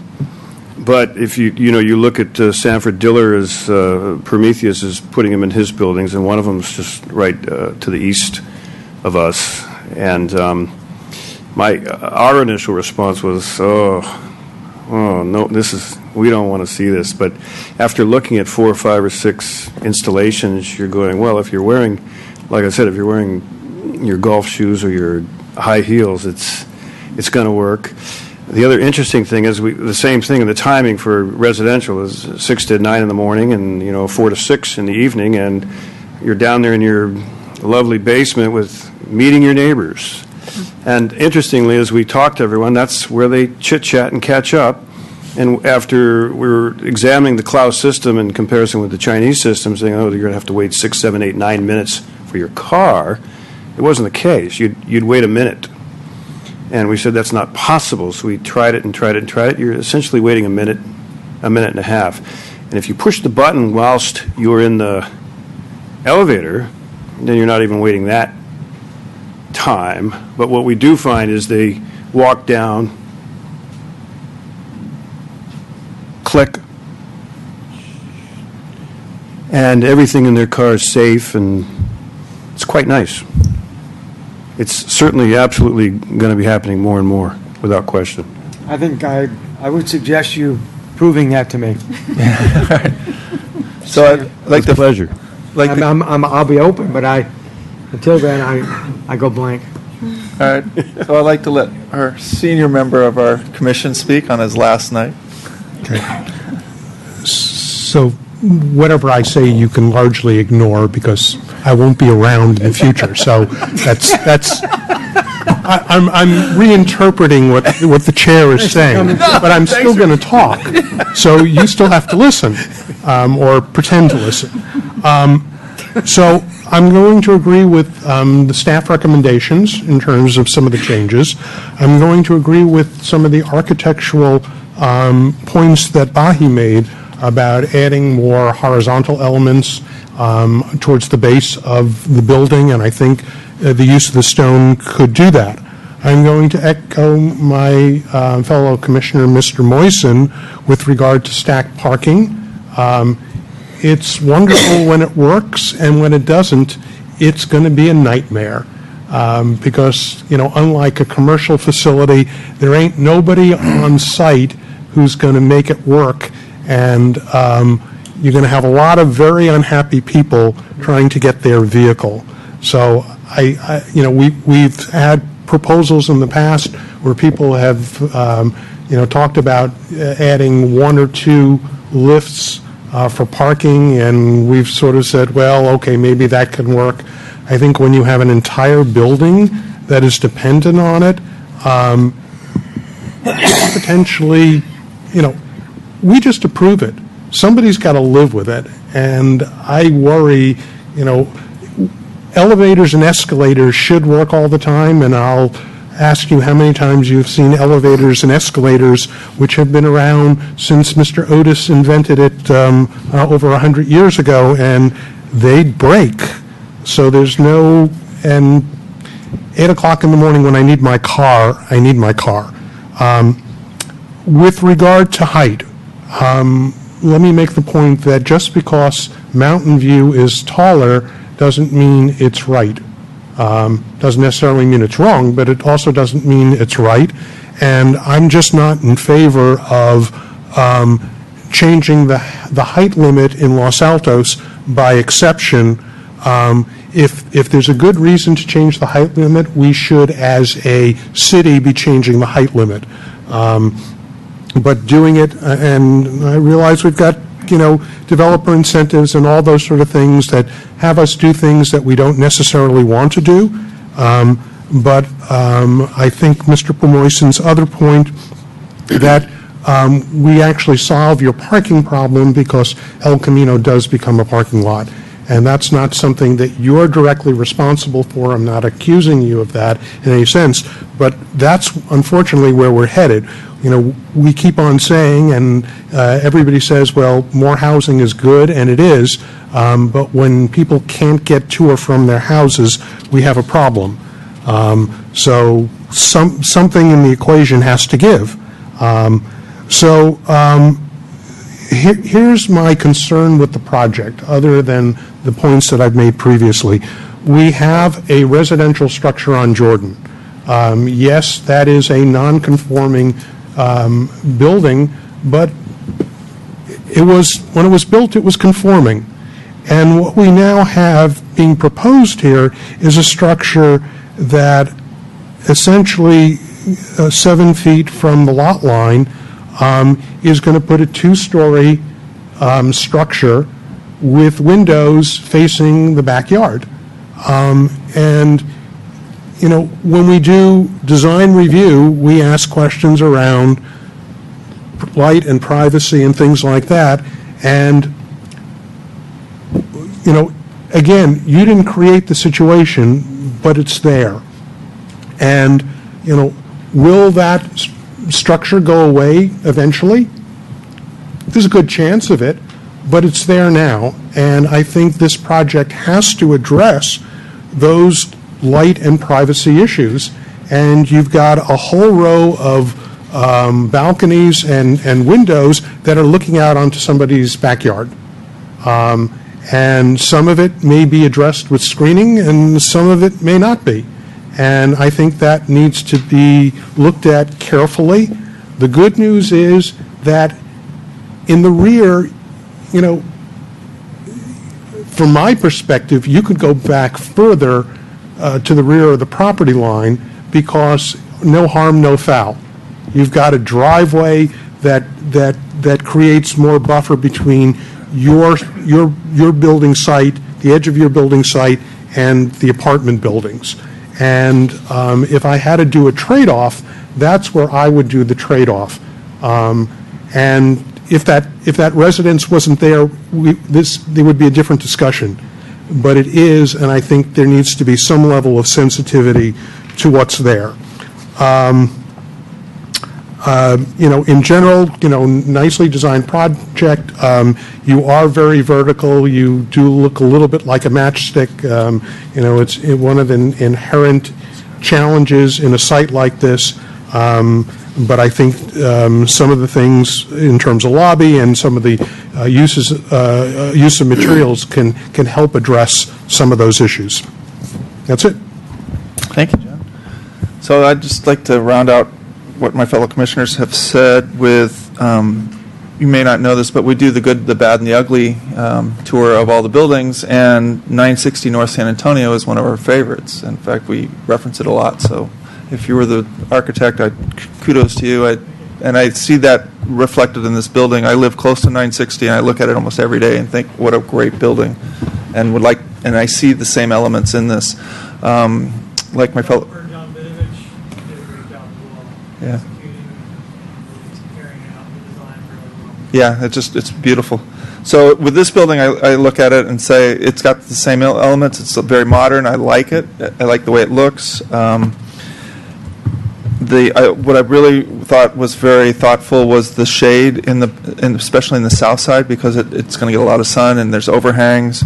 The trees being bamboo and getting up as high as they can to provide screening, and the way that just the whole building, the concept of it all, I really appreciate. With that said, I have a few things that I think that you guys should think about, and hopefully that when you present, you could have solutions.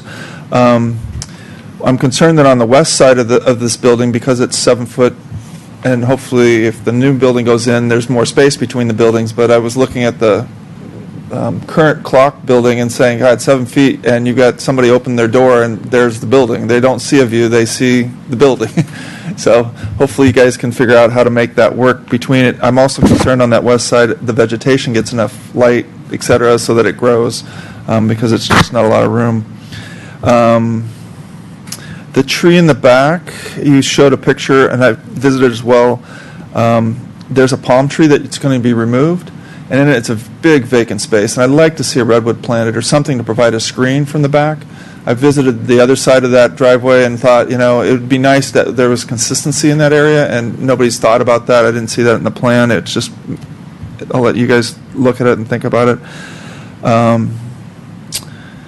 Where do we go? Okay, so one thing I thought about is the Jack-in-the-Box lighting, which is next door, is very fluorescent, and I don't know what it looks like at night. Living close, I should have visited before then, but you might want to talk to them about maybe they'll change the fixtures out and might put something in that's better. And kind of in that same light, when the PAMF building came in on, I forgot the street now, Altos Oaks and Fremont, they spoke with the neighbor next door and really worked with them to say, how can we make this building acceptable to you so that you're violating your privacy? And they worked great. And I would say the same thing for the building that's on Jordan. To talk to the owner and I know it's a great distance away from his fence line. I don't know if there's an issue, if the tree screening is thing, but it would be worthwhile at least have that conversation and to at least hear him and know that he's been heard. I think that would weigh with the commission if he especially comes and says, I really support this. It would be great. Okay, so the parking situation, the guest spot in the front, I'm not a big fan of that spot. I'd rather see more vegetation. My thought was that people could park on El Camino. If they're coming short term, it is street parking and there is enough room they could come. I'm sure that's how moving vans are going to come in, and they're going to stop there and they're going to load in. So back to the comment about that 3-foot entryway, it would be good to have a landing area in some way to get furniture through, especially if you got nice white hallways. What? For the record, that's a 5-foot door. Okay, I don't know what it is, or 5-foot door, but I just was thinking, like, if I had to move in, how am I moving stuff in? Yeah, exactly, and I got to go through that area. And so that area, that hopefully that the transition from the street to the apartment building is flows in a way that makes that easy. The guest parking underneath, I agree that there would be nice to have some sign or something that lights up if all the spaces are taken, that you can prevent people from driving down there to look to say, oh, now I got to back up, because I think that I was trying to figure out how many turns is it going to require to get around if all the parking was taken. And on that note, with parking and the element of this device, I don't know what a Escalade I have a Ford pickup. I don't know how long it is, but I would be concerned that if I have a family, especially if they're 3-bedroom units, I've got to have a minivan of some sort, and is that going to be able to fit in that thing and get down? And I'm sure you worked it out. I have a concern, that's all. And back to if the electric breaks, how do people get the cars up? Is there a manual override? Is there something that happens so that, I don't know what, but I was just thinking like that could be a big issue. And the last thing is the sight lines at the exit. You've done a nice job of providing that buffer, but I'd hope that the trees and the hedges and everything else. I noticed at More Clocks, I was asking about the question about the building next to it. They actually exit through the clock tower or the clock building because they can't see around the corner to get onto El Camino, and hopefully that's a good lesson about sight lines, that we have to be able to, as a car pulls up, and looks down El Camino, they're going to have to see whether the traffic is. And if there's a moving van in front of there, I was thinking, oh, that's going to be a nightmare because they're not going to be able to see around it. I don't know what we can do, but I just wanted to make sure that you guys were aware of that. I like the architecture, east-west facing. I think that's about all. Oh, the last thing was that there's a tree being removed in front and being placed on the side, and I don't know. I know you've got the 2 palm trees. I'm trying to figure out how much light and whether it makes sense to have another street tree. It's just a awareness of El Camino and the street trees and how that is and what it looks like. That tree would be roughly where the door is, I think. Yeah, you can see where my cursor is. There's kind of a ghosted outline. Yeah, that's the one. That's the new one that's going in. It's existing one, and we'll move it. You're going to move the one that's because that's right now the driveway. Correct. And so you're going to move the one that's currently where your new driveway is going to be and move it down. Is that right? We wanted to hear from Public Works and everybody else. Exactly. I'll let them. Oh, and the last thing that I had on my list. Third time for the last time. Yeah, third time for the last time. But this is, I got reprimanded for not saying this, representing an organization that is very environmentally friendly, is solar panels and solar heating for water. Because, as I noted, this is going to be, if it was built without any change as we see it, the tallest building in Los Altos. And I can't think of any reason why the top floor of this building, it's not encumbered by shadows or anything. It would be like a perfect natural setting. The building on First in San Antonio has a vegetation garden on top to help with cooling. Just some ideas that there are ways to make things a little more environmentally friendly, and it would be great that this building had those incorporated. I look at it as this is going to be, whatever you build, it will be here for probably 100 years, and it would be great that this is the leading edge of technology with a lift system, with with energy generation systems, the whole bit, that everything is really looked at as for a more sustainable way of living in this earth. And water draining into the ground would be awesome, things like that. And with that is my last comment. I don't know, in study sessions, do the applicant respond, or do you guys want to hear? Sure. Okay. If you have any response, just very brief and quick response. Let's see if I can remember all this. Mr. Moisen, we hear you loud and clear, and we're equally as concerned. And what we did is we went in and we talked to the owners of a lot of buildings about maintenance. We talked to a lot of building managers and building owners about the maintenance issue. And interestingly, there weren't too many issues. I was concerned about the hydraulics and the actual cars leaking into the bays, and nobody had drains, so nobody could go in there with a steam cleaner once a year and clean it out, or clean the cigarette ashes or bubblegum wrappers or whatnot. So what we were planning is we're going to do just that. We're going to have some kind of a drain system that, once it is cleaned with a steam cleaner, it'll have a filtration system to go in the sewer. There will be no oil or no residue. Secondly, there's a system out, nobody has it, but it's in the process of being designed, where you've got everybody there in that system can drive a little Porsche or a Maserati or a big giant SUV, which is a function of length and height and gross vehicle weight. If you have a large SUV with a ski rack, we got you covered. If you have a plug-in and need the electricity, we got you covered. Now we were originally planning a separate plug-in per unit, so everybody would pay for their own electricity. Now there's a one-line system which works on an algorithm. So all you do is plug in, and the algorithm will figure out how much electricity you use, when you use it, how many kilowatt hours it is, and then you get billed. So if you're a homeowner with 2 electric cars, you pay your share, and if you're a homeowner with no electric cars, you pay nothing in regards to that. Cool. We'll have to convince you a little bit more later. Can I add something to that? Yeah. So I was skeptical too. I guess I want to say I still am. We met with the sales people, right, from Klaus. And, obviously you're dealing with a salesperson, so you're going to be really take it with a grain of salt. But we asked him, how often do these things break down, and how often are you coming out and repairing and helping somebody get their car when they got to get to work? And he said, never.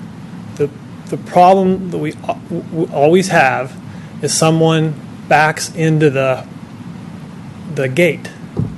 Those are the things that we always have to come out and repair. And then that was rare. But he said that's usually what the hydraulic thing, it's a simple machine. And you think, well, so's an elevator, but apparently they don't break down. So.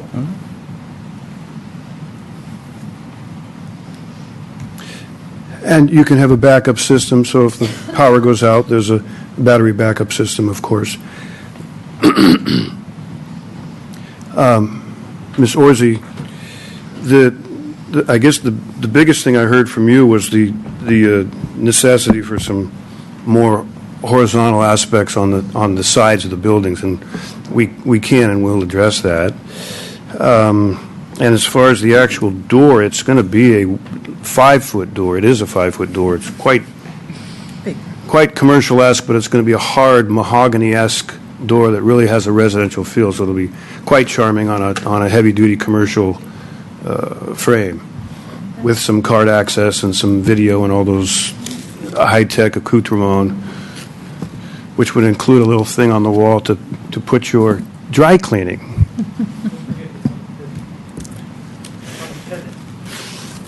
Yeah, the door would be on a heavy commercial door looking residential-esque on a pivot, 5 feet wide.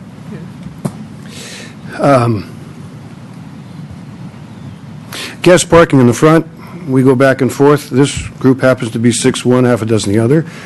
The code reads that it wants to be 50% landscaping in the front, and all the big architects want a 10-foot setback from El Camino Real. It's now 25 in Los Altos. So nonetheless, we have a 25-foot setback to put the parking in or not. We could put half a stall in so somebody could drive down, go, oops, the gate's closed, back in and leave, and have a little bit more landscaping, or we could actually put an actual car there where the cable guy, the pizza guy, the babysitter can come. So that's rather up in the air.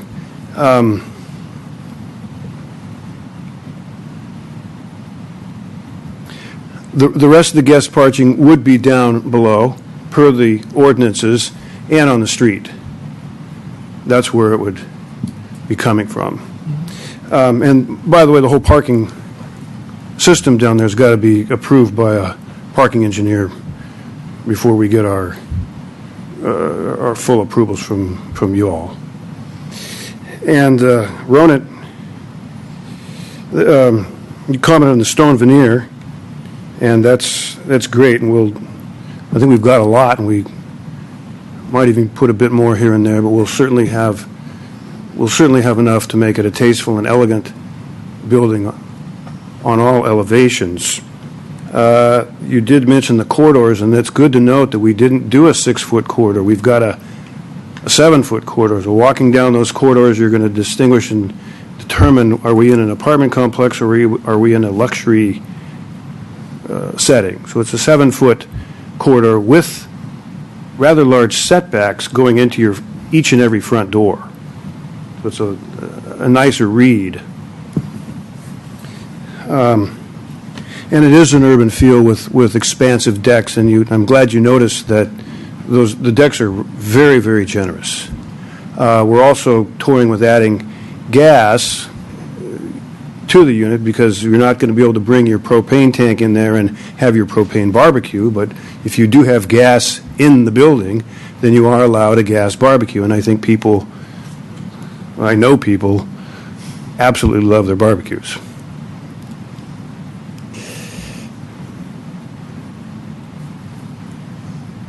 John, congratulations and thank you for serving. That's great. I have no comments for you. Duly ignored, right? No, I'm kidding.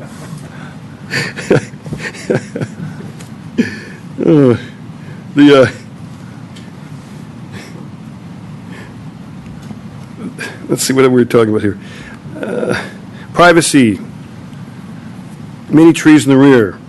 So the owners of the Jordan property and the Jack in the Box are the same people. There's no intention whatsoever of selling at this point in time, although one never knows. When you address the issue of that home, it's actually orientated much, much closer and much, much further away from the side setback. It is a commercial setback, therefore there is no setback requirement. We're 7 to 10 feet. The good thing is, there's a tremendous amount of trees back there, and we thinned them out a gratis to our neighbors, as a hello. But they were thick as a brick. There's no way you could see anything from first, 2, 3, 4 stories. Maybe on the fifth, if you're really trying hard, but there's a lot of thick trees in there, and it's a good observation. The rear setback we do have a rear setback of 100 feet to address that. So we're going from the rear setback, we're going 40 feet, and we're going to go up 2 stories, and we're going all the way back 100 feet, which all of us here think is kind of silly, but we're doing it, and we're not disputing it whatsoever. So we're taking the rear setback as the Holy Grail, and I think, ma'am, you might have mentioned that a little bit earlier also. So we're absolutely keeping that in mind. Just on a comment on that, David, thank you for painting. He put on a marker where the 40-foot and 100-foot setbacks were in your parking lot. And it really helped just to emphasize what those look like and felt like.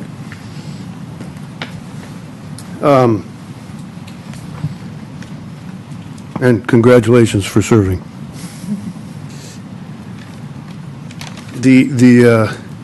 Michael, that's a good point about Jack in the Box changing their light vibration system. Well, have a discussion with Jack. On the west side, yes, we're going to be working with our neighbors, and we're happy our neighbor came to say hello.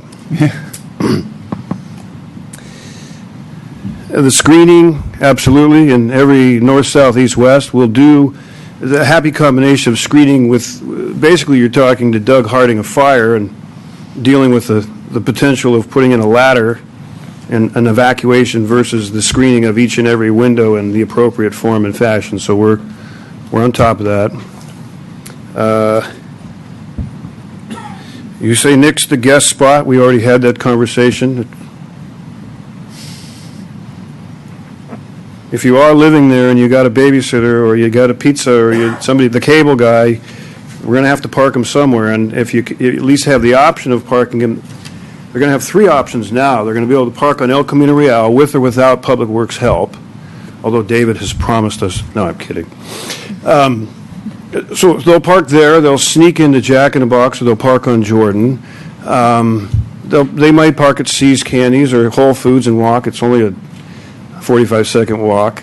More probably, they'll park in that spot.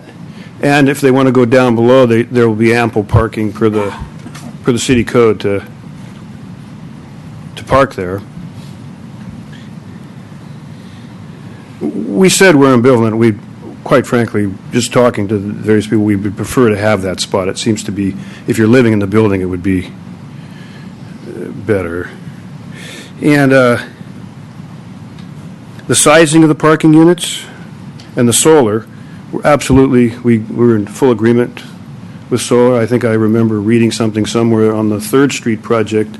There's enough solar in the building to reduce every 20 unit member by $100 a month, which that's a lot.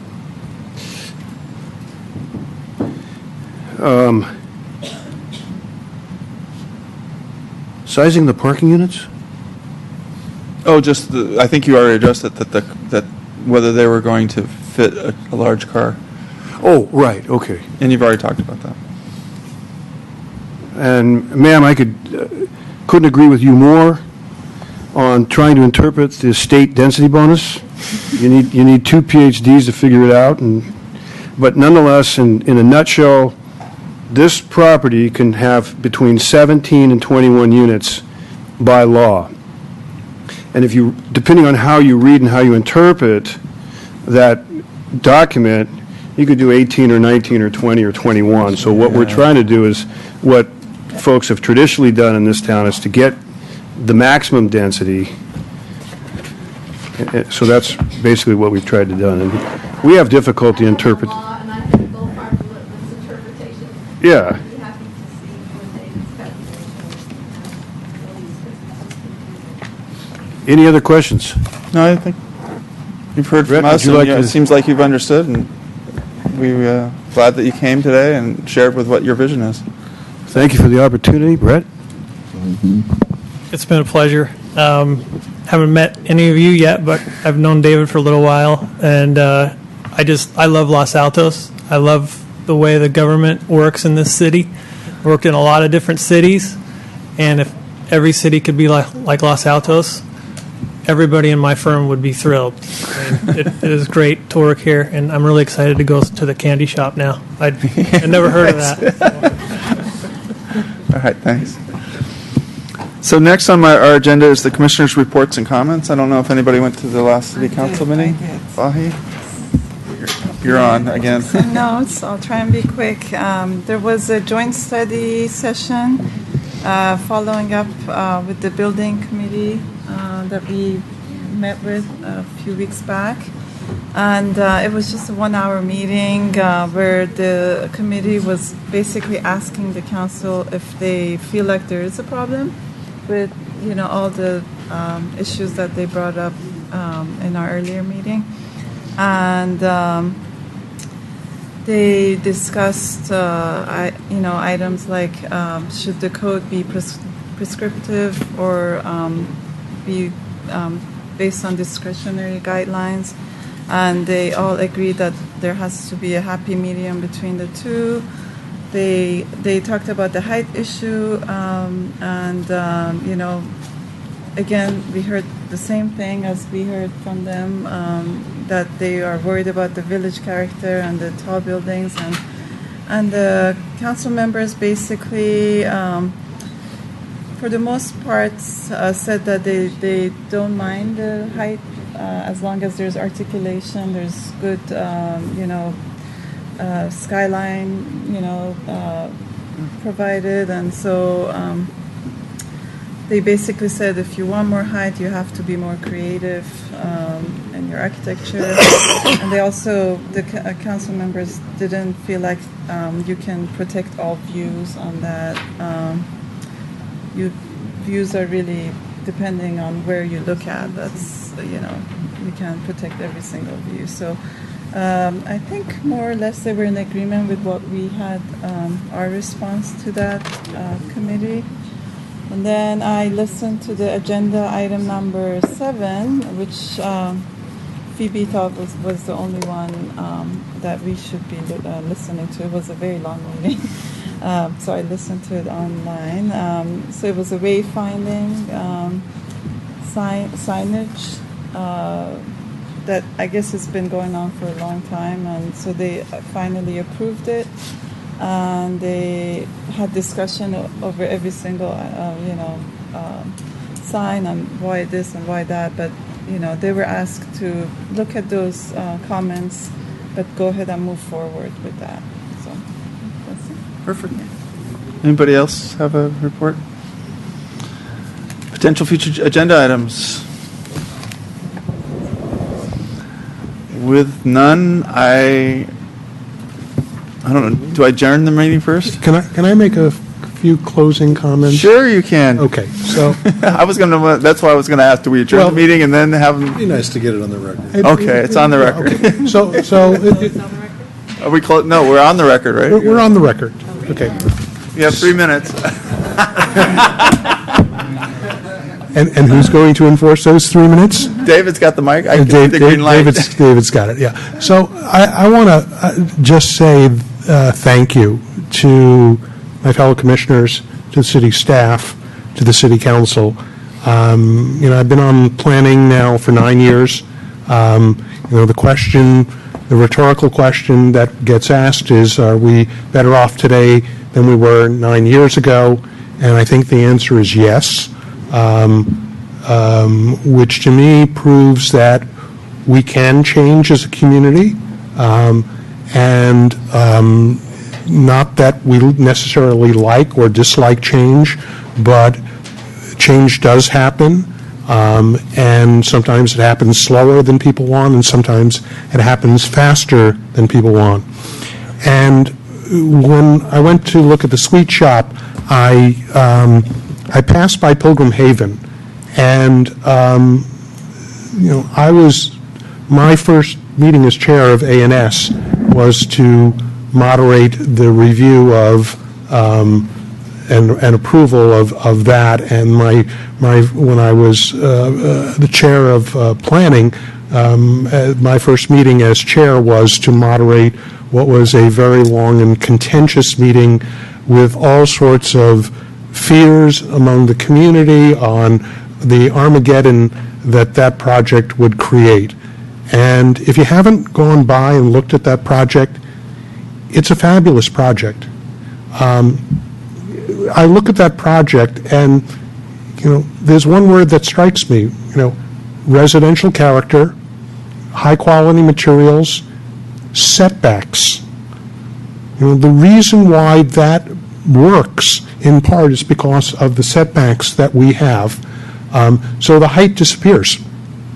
And it's right across the street from one-story and two-story residential houses. So, among us, we sometimes agree, we don't always agree. I've always believed that, the best decisions come out of a variety of points of view on matters. So my hope and expectation is that as a community, as a planning commission going forward, that you all and the city will embrace different points of view from your fellow commissioners, from the community, because ultimately out of that comes good things. So with that, I say thank you and adieu. So, John, thank you. I know the commission has appreciated your years of service, and as a token of that, we have a little treat after the meeting is closed. We have sugar. And I don't know, David, do you want to say anything? I'll say something. I was thinking about this last 9 years and getting to know John, and one way to look at it is how many projects the commission has done and you've had a hand in, and an abbreviated list. I didn't get everything, and I left off some intentionally, but there were 21 major building projects that, and you reviewed 7 major planning items in terms of zoning amendments, Sherwood Gateway, overlay zones, Civic Center Master Plan twice or 2.5 times or whatever, 2 housing elements, the various committees you've sat on, the Downtown Buildings Commission that seemed to go on for several years, and the Architecture and Site Committee, and the Board of Adjustments, and then and just going back to the projects, I mean, I was kind of astounded at the David and Lucille Packard Foundation, the development of the former post office, the 240 3rd Street mixed use, the hotel at 1 Main Street, Safeway, Draggers, the mixed-use office building that's under construction now on 1st Street, the 400 Main Street project, the 86 3rd Street mixed-use project. You mentioned Pilgrim Haven and the terraces of Los Altos now, the Colonnade, Elephant Pharmacy, which is now the Adobe Animal Hospital, a redo of the Boardwalk building, the Peninsula Real condominiums at Los Altos Avenue, the Bevmo building, 5100 El Camino, the 950 San Antonio Road mixed-use building that was mentioned earlier, the 897 San Antonio, the mixed-use at Sherwood and San Antonio, the Sweet Shop, 715 Los Altos Avenue, which was the Palo Alto Medical Foundation Clinic, and Pinewood School. And that, to me, was just a remarkable list of projects that you had a hand in. So. Are you on the mic? Whole Foods, did you do? Foods? think there was Whole Foods and a few others. I mean, this is, yeah, so I've enjoyed getting to know you as well. Thank you for your Is service. this your last meeting, John? Yeah. We don't meet the next meeting. It'll be canceled, right? Well, you have the next meeting off in my honor. Well, there's only one or two of those projects that I wasn't involved in. Now, doesn't that make you feel old? Seeing no other comments that are, well, I will adjourn the meeting so Jerry can get out of here and we can all have cake. I'm going skiing. All right. Enjoy the snow.